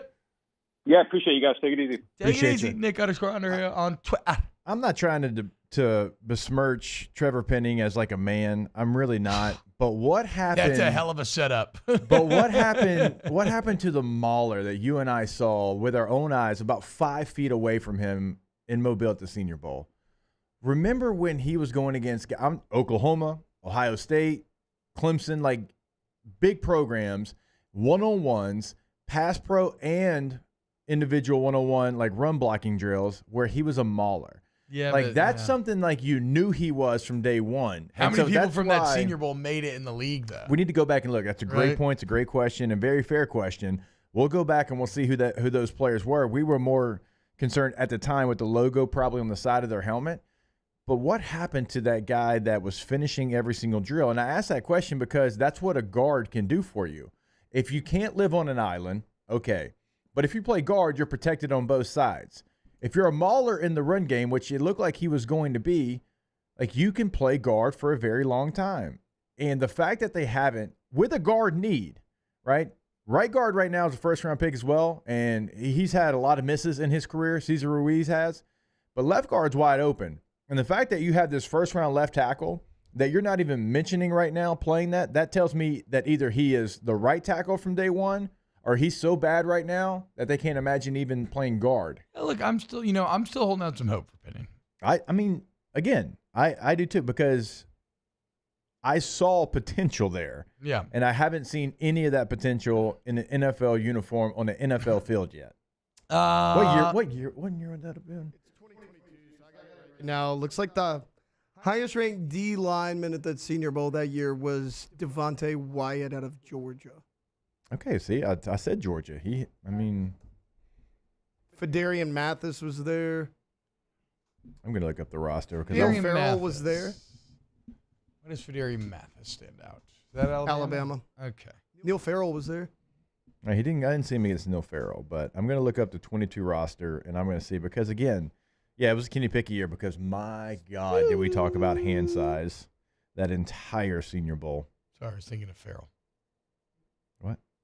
Farrell? Yeah, because he said Neil Farrell. Okay, so the Ohio State and Oklahoma guys that I'm mentioning, they're NFL guys, not top-tier guys. So I'm saying Senior Bowl's good players, but, still only a percentage of those guys make it in the league. and are good. Yeah, and I agree. And, God, the percentages are incredibly high for the Senior Bowl guys drafted, but stars, no, but still really good players that he didn't look out of place. In fact, he looked like he was above the rest. And so he still should be showing some signs of that, and he wasn't. When we get back, more OTB. We still got Taylor's NFL story of the day. I feel like it's pretty toxic that LeBron showed up to Cleveland in some ways. Maybe get into that. Keep it locked right here on Off the Bench with Hester and Wow. T-Bob. That worked out ESPN, great, actually. It's Baton like on, Rouge, off New the bench. Orleans, Alexandria, and 1130 The Tiger. Coleman Roof. ColemanRoof.com. ColemanRoof.com. Coleman Roofing and Construction. You want Louisiana's most complete, most reliable, most respected roofing company. You want Coleman Roof. Look, they got a great culture over there, man. It is a work hard, do everything they can for the customer, make sure the customer gets it there, that you get it right for the customer no matter what. And look, I say complete because it's any type of roof. It's anywhere in Louisiana, the Gulf South region. It's any size project, commercial or residential. And it's the construction portion as well as just the roof. So what are you waiting for? ColemanRoof.com. ColemanRoof.com. Truly a one-stop shop. T-Bob gave it to you. I mean, whatever your needs are in the roofing game, certainly residential, commercial, they've got that covered, but also the construction portion of that. If you need something, they are the only call that you have to make because they can fix anything in the interior of your home as well if it's damaged from some of the weather that we had last night here in the Baton Rouge area and really in South Louisiana, because remember, they cover it all. Go to ColemanRoof.com to find that contact information today. ColemanRoof.com. In times of need, get a full list of phone numbers, websites, and other important emergency information on the Demco Stormwatch page at 1045ESPN.com.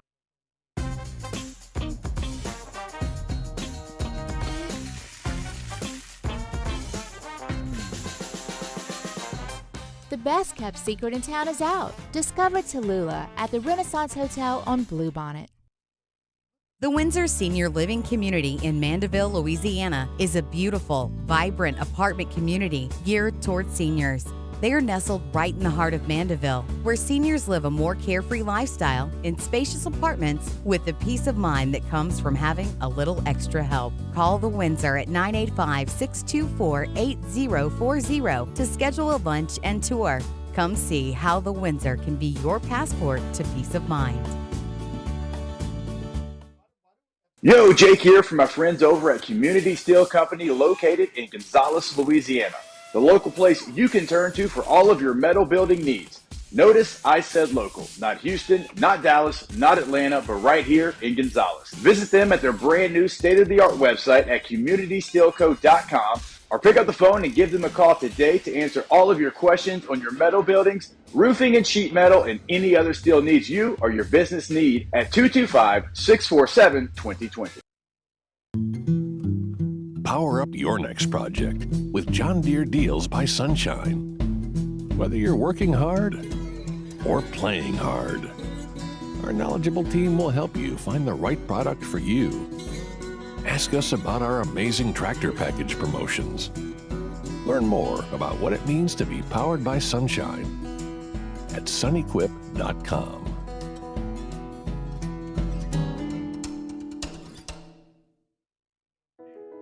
I've been doing business with Luba for 25 years.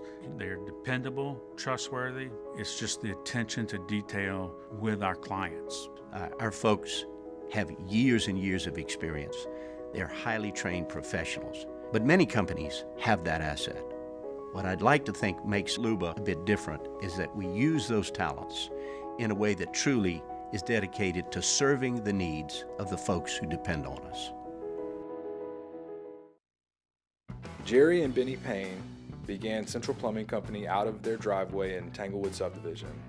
50 years later and 4 generations down the road, we continue to serve Baton Rouge and the surrounding areas for all of their plumbing needs. Residential, commercial, industrial, or hospitality, Central Plumbing is here 24/7, 365. We want to thank our customers, family, and friends for 50 years of success. And looking forward to 50 more. At Relief Windows, we're more than windows. We're windows, doors, hardy plank, and vinyl siding. but our number one product is always customer satisfaction. Join me for a Tuesday edition of the Hunt Palmer Show presented by Pluckers. Glenn West talking Tigers. Sharif Ishak on the Saints and Pels. Hunt Palmer Show 1 to 3 weekdays. 104.5 ESPN Baton Rouge.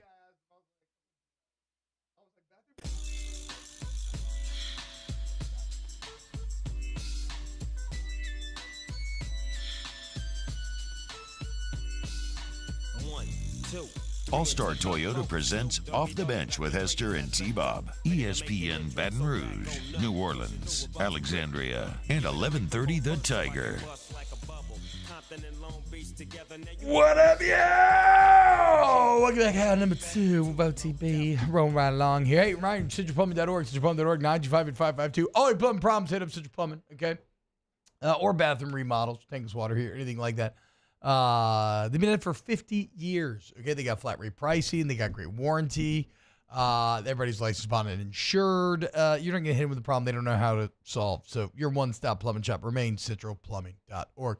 Am I wrong for thinking that it's a bit toxic for LeBron to show up in Cleveland right after?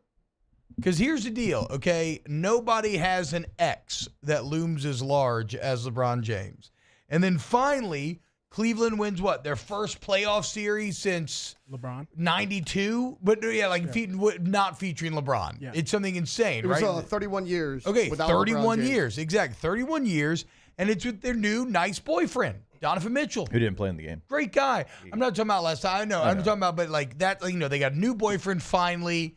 He's a good guy. Sure, he's not your ex, but he's great, and he's been good to you, and he brought you this playoff win. And then all of a sudden, now that things are going well, who comes sauntering through that door but your old flame himself? And what's he even doing there? Is he playing games? Is he teasing?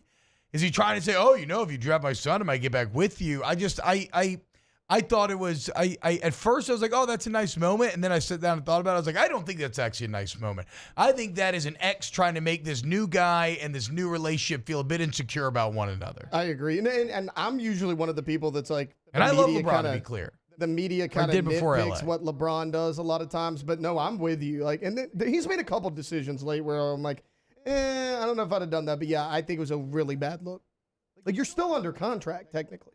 Oh, I mean, I don't care about that angle. Like, screw the Lakers. Yeah. I get it. SMD. We don't like the Lakers. I get it. But, like, I mean, you feel some type of way about it. Is if it you were just a Lakers because fan. it's LeBron? Because what series was Chris Paul at? Chris Paul was at, I can't. OKC, huh? OKC. Maybe it was.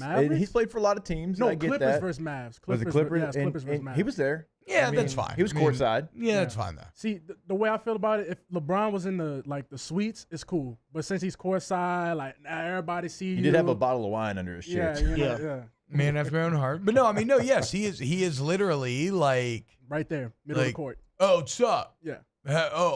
You doing well? Yeah. Oh, yeah? Me too. You come here? Oh, yeah. Oh, you come here? Oh, no way, dude. Oh, yeah. Where's Donovan at? Oh, he's not playing tonight? Oh, too bad. Really wanted to meet him. Yeah.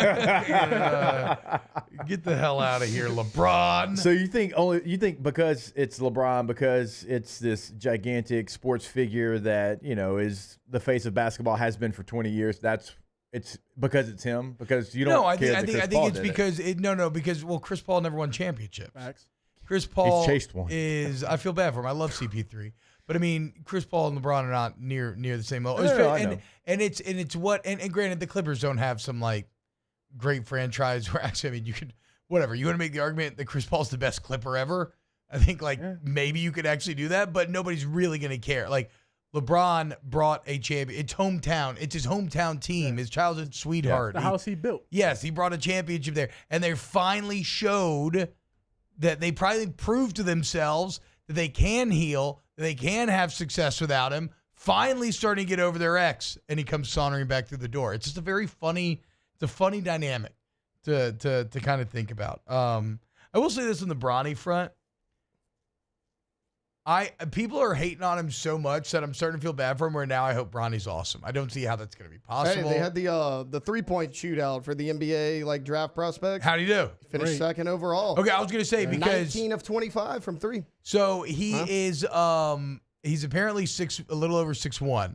Yeah, I thought he was like 6'3". Well, he's listed at 6'4" in the USC But program. they measured him 6'1". So I was thinking about the only way that he's ever going to even get close to making it is if he just can shoot like 3-and-D. lights out. I mean, lights out. Yeah, that D's going to be tough at 6'1.5" though. But he's 210 and he's Okay, athletic. that's pretty big. That's pretty big. His athletic, like his Look, vertical and all that.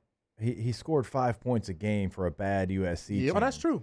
Like, why not It'll go get to opportunity. Some guys will get an opportunity that could No. Why not? But why not really crush it still in NIL? No, I don't know. Go to a place where I you don't can know. continue to grow your game. Hey, you should have gone to Ohio State. And then just like maybe 2 years from now, maybe next year, maybe he hits something if he went somewhere new and he hits his stride and he averages 13 points per game and you can start to see the things he can do in the NBA. There's just not a huge sample size. Bronny!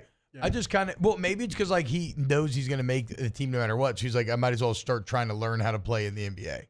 Whereas other guys are playing in college to prove that they should get a shot in the NBA. I don't know, though. It's confusing. Everybody's he's going to get drafted. Yeah, everybody's crapping on him so much Oh, yeah. so that I kind of want to see him. Really? Y'all both like without question. Oh, without a question, he's a first round pick. I think Not first round. He ain't no first No, round. I don't think he's a There's first no round way. pick. There's I no think way. there's a lot of GMs out there that always make me scratch my head. And I'm like, hey, maybe I can do that job. There's every single sport. But if you're going to draft him, you're guy in the talking. room. If you're going to draft him, you're talking to LeBron first, That's right? my point. I The better have a LeBron handshake factor. deal in place that LeBron's coming. This is not just making a head-scratching pick. This is making a pick and promises that you get LeBron James as well. So it actually makes even more sense. I'm not about to draft him Yeah, and then Bron's like, oh, good for y'all. I'm like, whoa, hold on, See y'all on the court. Hold on now. Hold on. You That's not- said. You Come on. said. See, the only reason why I'm so Released. certain that he'll be a first round pick, because if y'all go through like past drafts, like once you get out the lottery, it's a bunch of head scratching picks. Like if you Yeah, go, like, yeah, you be yeah, like, yeah. who is You this? gotta do- Some NBA random draft's dude. weird. You can kinda do whatever you want. So it's like LeBron's son's hitting here. Why not? I mean, are we gonna draft? Why this not? little- Because you still this have- specimen from France. Like I'm just saying France, because I'm thinking about this dude the Pistons drafted. Friends do have a lot of Yeah, specimens it'd be for like, whatever you reason. know, there's a whole bunch of them that never worked, like Killian Hayes. So Bronny being a late first round pick is just not, it's not out the realm to me. Like But, I can see it happen. Like, here's the thing that bothers me. Like, he's going to get drafted probably, but like a guy like Drew Timme, who was one of the best college basketball players of all time. Look at the stats. The stats don't lie. Yeah. Like, that guy doesn't even get Yeah. a chance Oh, to get goofy drafted. ass boy. Maybe You know what I Drew mean? Timmy's Let his dad team- should have been the GOAT. Led his team to Yeah. a national championship. Maybe Drew Timmy's dad should have been the GOAT. Maybe so, but I'm just saying. Shut up, Marvin Harrison. Yeah, nepotism. Yeah. The Nepo babies unite. I got your back, Bronny. T-Bronny, T-Bob. We boys. Dude, don't worry, You bro. getting the Bronny jersey? T-Bron? Hell no. Hell no. I mean, I actually was a LeBron. I was a LeBron stan until he went to LA and took Anthony Davis in the manner that he did. I mean, ESPN, their draft analyst, doesn't have Bronny in the top 100 players. Actually, they just moved him into the top 198th. Sorry. go. He's 98th. Jake, 98. second in the three-point challenge yesterday. They got him dude. ahead of Caleb Love. That Watch makes out. no sense to me. By the way, because we mentioned the Clippers, CP3 maybe being the best player. Top 6 scorers all time in Clippers history. Randy Smith, Blake Griffin, Bob Gotta be an McAdoo, Elton Brand. Yeah. Corey Maggette, Yeah. and then Chris Paul. Oh, Corey yeah. Maggette, I forgot about you as a human, but you were player. very Wait. athletic. So is Blake Griffin the Well, best 'cause he Clipper was- of all time? When you mentioned I Chris don't Paul, think I it kinda thought matters about who the Griffin. best Clipper of all time is. Man, Like, whoa. That's you evil, could just man. say That's anything and who They're cares? getting a new that. arena. It's Yeah. right across the street from SoFi. They're creating their own brand. They got new uniforms. We're a small market team. We can't do that. Who cares? Like, What? we're a small market team. We can't do that. Can't do what? Who cares about the Clippers? The Clippers have I been don't hot care about garbage. them. I don't care I've been about around for them, 35 years, and they've been Yeah. hot garbage for almost all 35 years. Pretty I much. mean, that's like the last 10. You know, Chris Paul changed something. Blake Griffin. you know. I would say it's Blake Griffin. He was Yeah. there longer, and like even though they didn't win anything, like those dunks. I mean, that Yeah. kind of. It's Michael Olowokandi. You don't know anything. Oh, from Pacific. Yes. Jesus. He was a bust. Yeah. Yeah, I didn't know he was a You bust. took the '1 pick from Actually, Pacific. from my childhood, it would have been Elton Brand. But yeah, probably Blake Griffin. What about the? I mean, he just kind of like made them exciting to watch, like, even if they weren't winning. You Who's had Chris him- Love? Is that Quest's son? Chris Love. I said Caleb Love. Oh, Caleb Who Love. started? he's- He was he's at in North the draft. Carolina, My bad. went to Arizona. Has been I a just really wanted to good make a college Questlove joke. basketball I just wanted to player make a Questlove joke. that is rated 2 spots behind Bronny James. What are you doing over there? Got a nose hair. Ooh. So Caleb Love, by the way, at Arizona, who was a 1 seed, he averaged 18 points this year for one of the best teams in the country, 5 rebounds, 4 assists, and he's 2 spots behind Bronny James in the top 100. Sucks to suck. Yeah. I mean, I don't know what to say, dude. He's not LeBron James Jr. He didn't go 19 to 25. I don't know what to tell him. He didn't go 19 to 25 from 3. Count it. LeBron James Jr. T-Bron and LeBron, hand in hand. We got to get that on the shirt. Nepo babies unite. Got to get a Nepo's baby shirt. I agree. That's actually not a bad idea. All right. Taylor, you ready to your NFL story of the day when we get back? I sure am. Let's do it. More OTB coming up next. Off the bench with Hester and T-Bob. How do you feel about trash? No, I'm not talking about Taylor, but I am talking to Livingston and Ascension Parish, okay? Because if you live there and you need somebody to handle your waste management, you probably see those red cans popping up all over town. That's Trash Rangers. That's local, okay? That's a relationship. That's a give a damn. This ain't no national company keeping the trash here in Louisiana but taking the profits out. No, Trash Rangers funnels back into the community through Little League teams, churches, a ton of great initiatives. But most importantly, they're like actual people that care about you and the service that you receive, and they're reliable. But it's not just for your weekly trash change, so it's great for that. If you need any size roll-off dumpster, get in touch with Trash Rangers today, anywhere you're at, and they'll work directly with you to figure out how to solve your needs. Trash Rangers, the best. So Ascension, Livingston, surrounding parishes, we're talking to you when it comes to your trash pickup, like T-Bob said, a reliable weekly service, no hidden fees, weekly text reminders, but also the roll-off dumpsters that T-Bob was talking about. Like, that's our listening area, right? If you have a business, we're talking to you. Like, even if you're here in Baton Rouge and you need that, if you need it for a week, 2 weeks, 3, whatever it might be, call them today, 225-401-0838. Our listeners fire off their opinions on the jimsfirearms.net hotline at 499-1045. Keep listening for your next chance to shoot us your thoughts with the jimsfirearms.net hotline on 1045 ESPN Baton Rouge. There it is, the extra mile, on the border of expected and extraordinary for those willing to go further, like vans customized for work or play, with safety and tech to keep you connected. Supported by a 5-star sales, service, and finance team. And backed by the 1-star you know.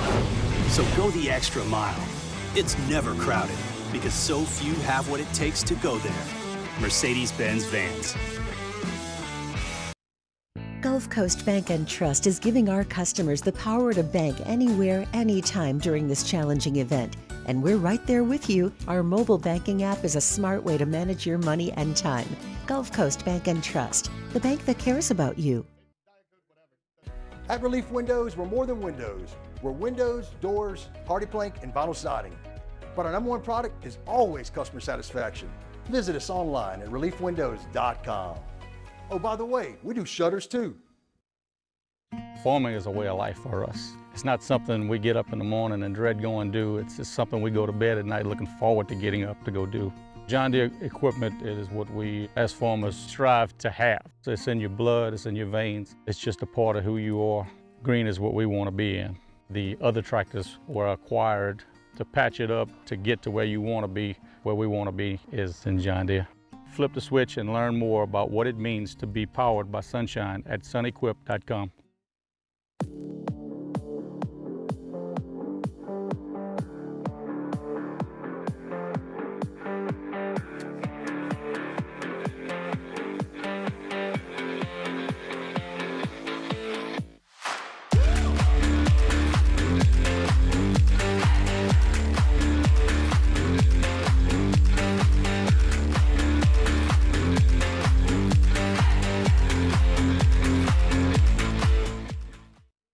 Dylan Cruz here to tell you about Six Rings Baseball and Softball Camp. If you live on the North Shore and play ball, go to Six Rings Camps with former LSU assistant coach Dan Canaveri. His knowledge is second to none, and your child will improve and have fun doing it. Camps were held at Coquille Park and Six Rings Academy in Covington with 4 sessions over the summer. Full day and morning only sessions are available from ages 7 to 13. Go to sixringsbaseball.com or call 985-206-9096. Learn the game to love the game. When it comes to ending cancer, we push forward, always working together for you. That's why our cancer experts at Ochsner have clinically integrated with MD Anderson Cancer Center. This means advanced cancer care, including access to life-saving clinical trials and integrating care to treat the whole you. Introducing Moscona inviting you to join us for Tuesday's AFR, powered by Sunshine, your hometown John Deere dealers in Louisiana. LSU defensive lineman Dominic McKinley is here, and we'll talk recruiting with Shay Dixon. Join us 3 to 6, 104.5 ESPN Baton Rouge.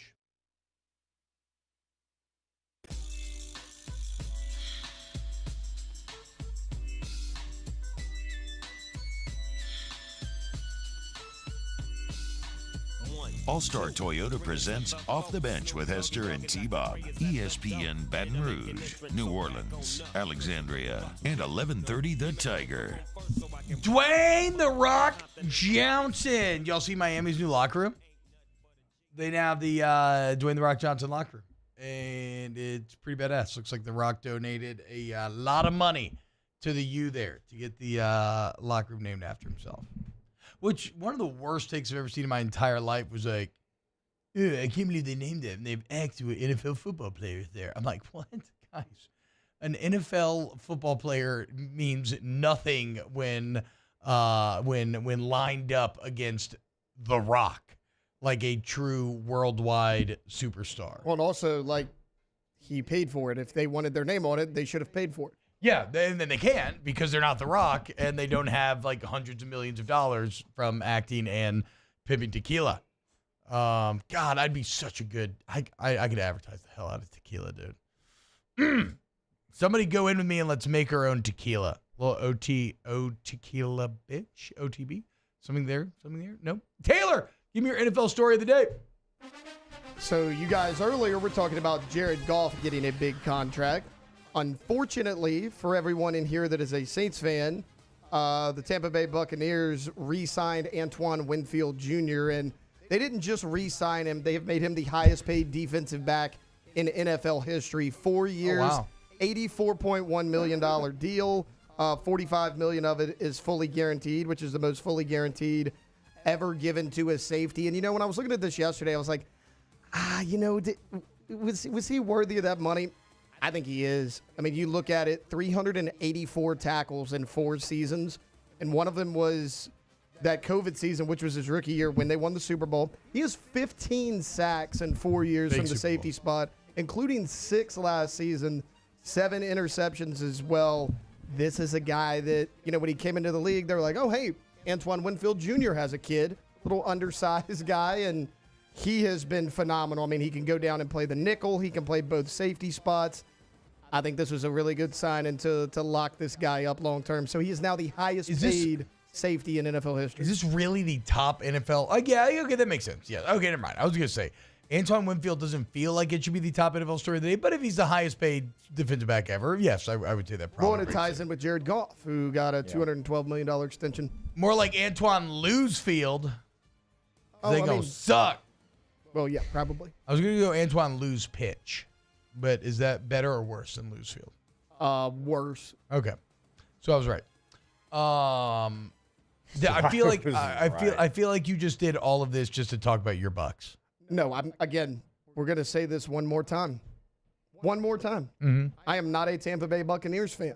Could have fooled me. I'm not a Tampa Bay Buccaneers fan. It is surprising that the all-time record is going to be from a safety and not a corner. Yeah, grandma. Because it's a DB in history. You remember Rivas got the huge contract, and then it is typical. He got that bag back in the day. I mean, is there a premier corner? I mean, Jalen Ramsey's past his prime. I mean, Jair Alexander just got paid.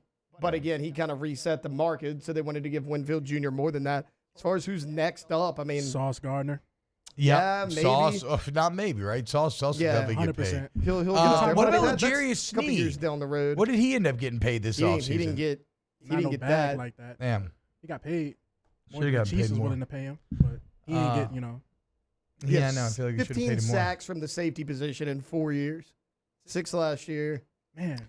The highest rated corner on Pro Football Focus last year, Jalen Johnson from Chicago.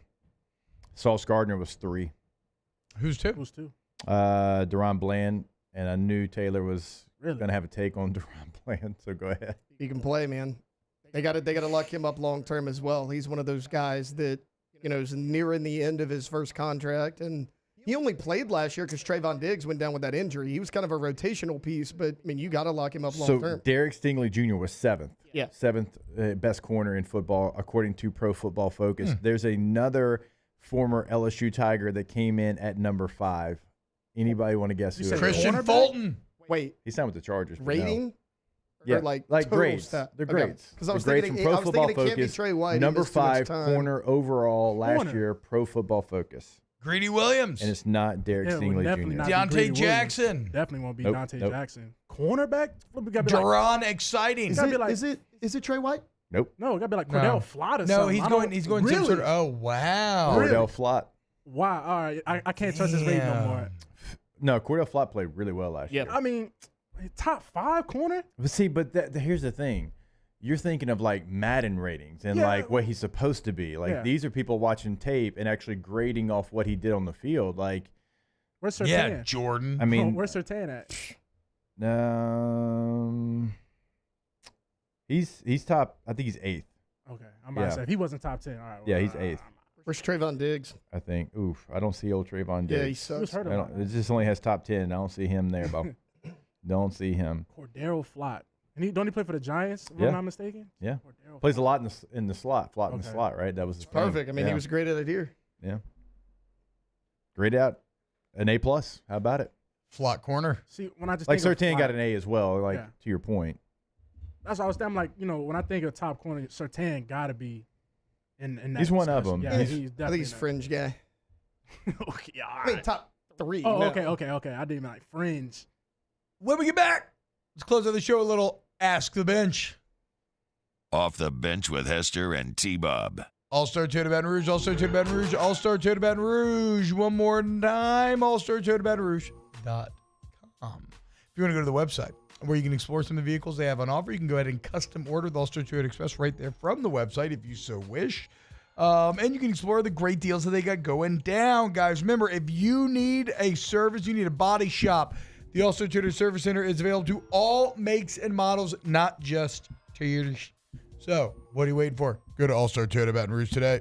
And when you go to that website, remember you can buy new, you can lease, and you can rent. And right now is a perfect time to check out the rental department because summer vacations are coming. They're coming probably next week or in 2 weeks. You've already got that vacation planned.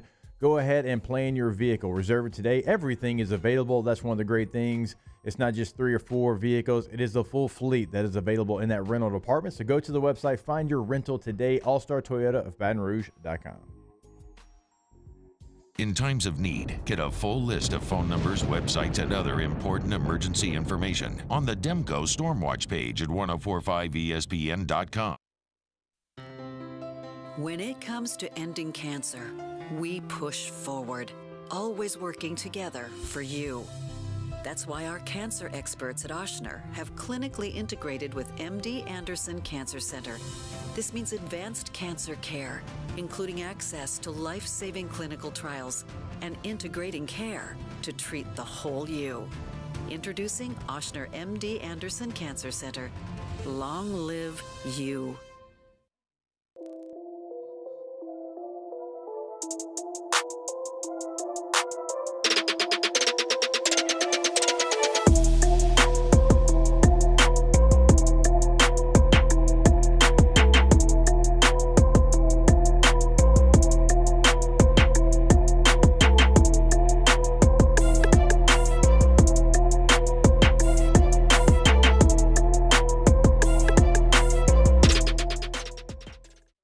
Hey, it's Matt Moscona. For years, you've heard me tell you about Insurance Network of Louisiana, helping you find better coverage for less money. But it's not just for your home and auto. They also offer commercial property. So, retail stores, professional offices like doctors, dentists, attorneys, clothing boutiques.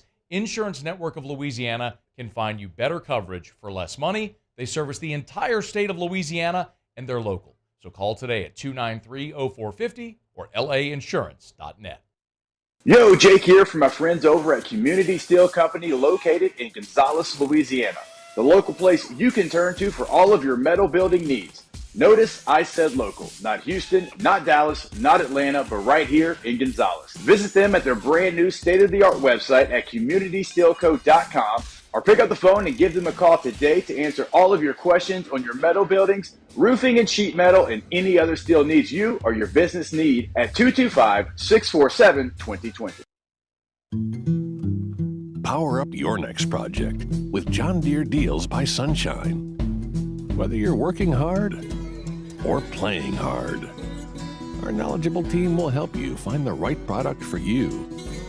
Ask us about our amazing tractor package promotions.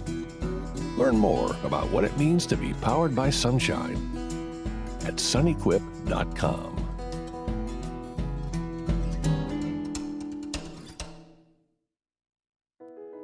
I've been doing business with Luba for 25 years. They're dependable, trustworthy. It's just the attention to detail with our clients. Our folks have years and years of experience. They're highly trained professionals. But many companies have that asset. What I'd like to think makes Luba a bit different is that we use those talents in a way that truly is dedicated to serving. Hannegriff, join us for the Tuesday edition of Live at Lunch. We are at Mike Anderson Seafood, Wesley at Nicholson. Take a look back at the night in the NBA, plus Andy Isco joins us from Las Vegas. Live at Lunch, 11 a.m. Tuesday on 104.5 ESPN Baton Rouge.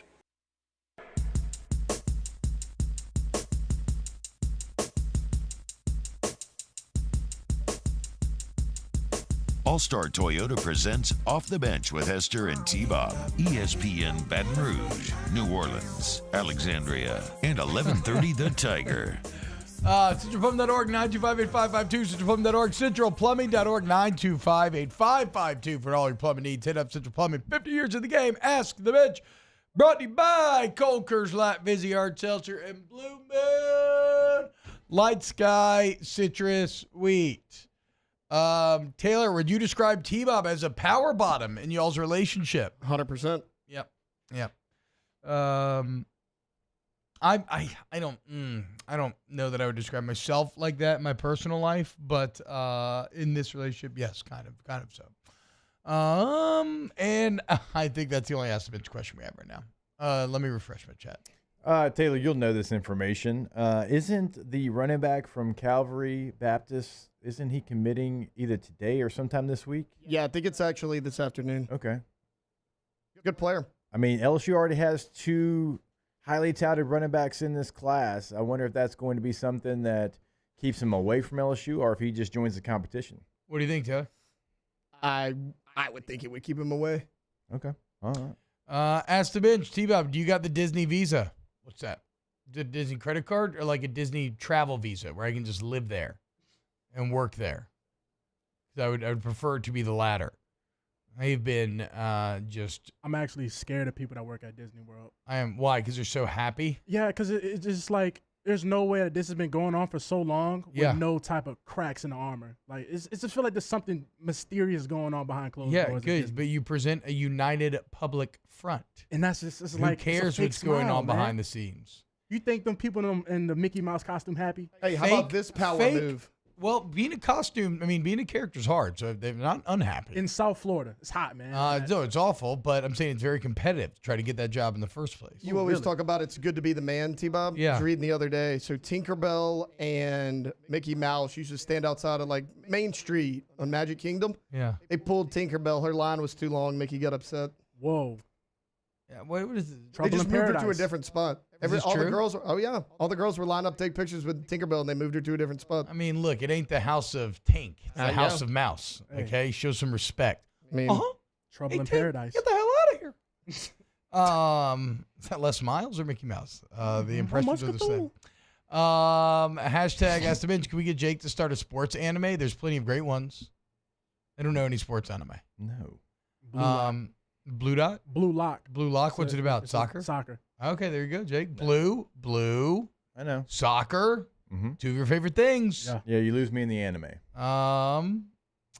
Ask the Bench. I got to finish Warrior before I do anything else. Favorite hip-hop artist? Taylor Swift. Can it be a group? College? Kid Cudi. Yeah, Post-college? Yes. J. Cole. And then probably Damn and Mr. Morale would be the two albums that I've listened to the most since in my 30s. So probably Kendrick in my 30s. Ones that I go back and play consistently, Kid Cudi being probably one, Beastie Boys being two. Although, I mean, this is not hip hop, but John Baptiste has some songs that are maybe in the hip hop vein that I love John Baptiste more than anybody.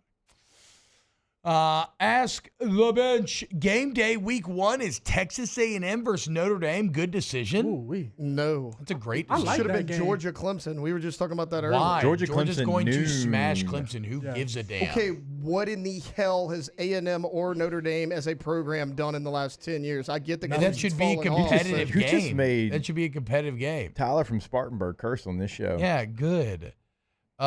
We've seen Georgia Clemson multiple times. Look up the scores. Wasn't one 7-0? One was like 6-3 or something just ugly and disgusting. The pick six. That was when what's his name was playing quarterback.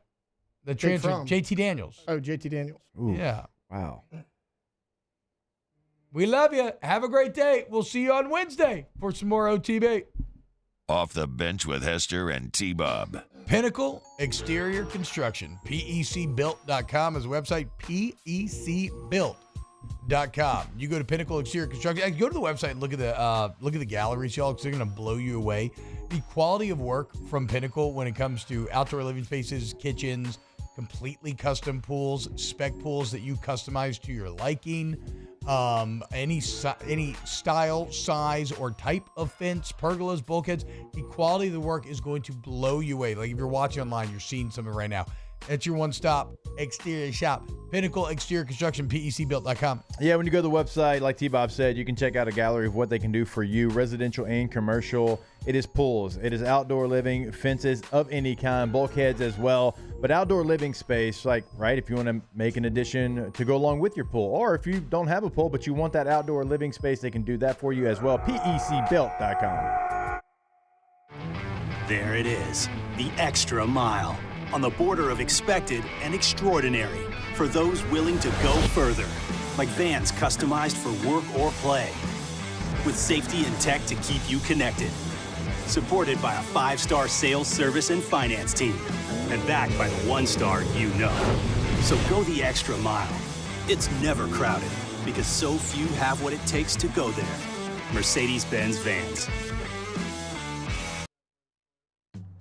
When things heat up, you don't just want a cold one. You want the coldest one. The cold lagered, cold filtered, cold packaged one. Mountain Cold Refreshment. Coors Light. Choose chill. Gulf Coast Bank and Trust is giving our customers the power to bank anywhere, anytime during this challenging event. And we're right there with you. Our mobile banking app is a smart way to manage your money and time. Gulf Coast Bank and Trust, the bank that cares about you.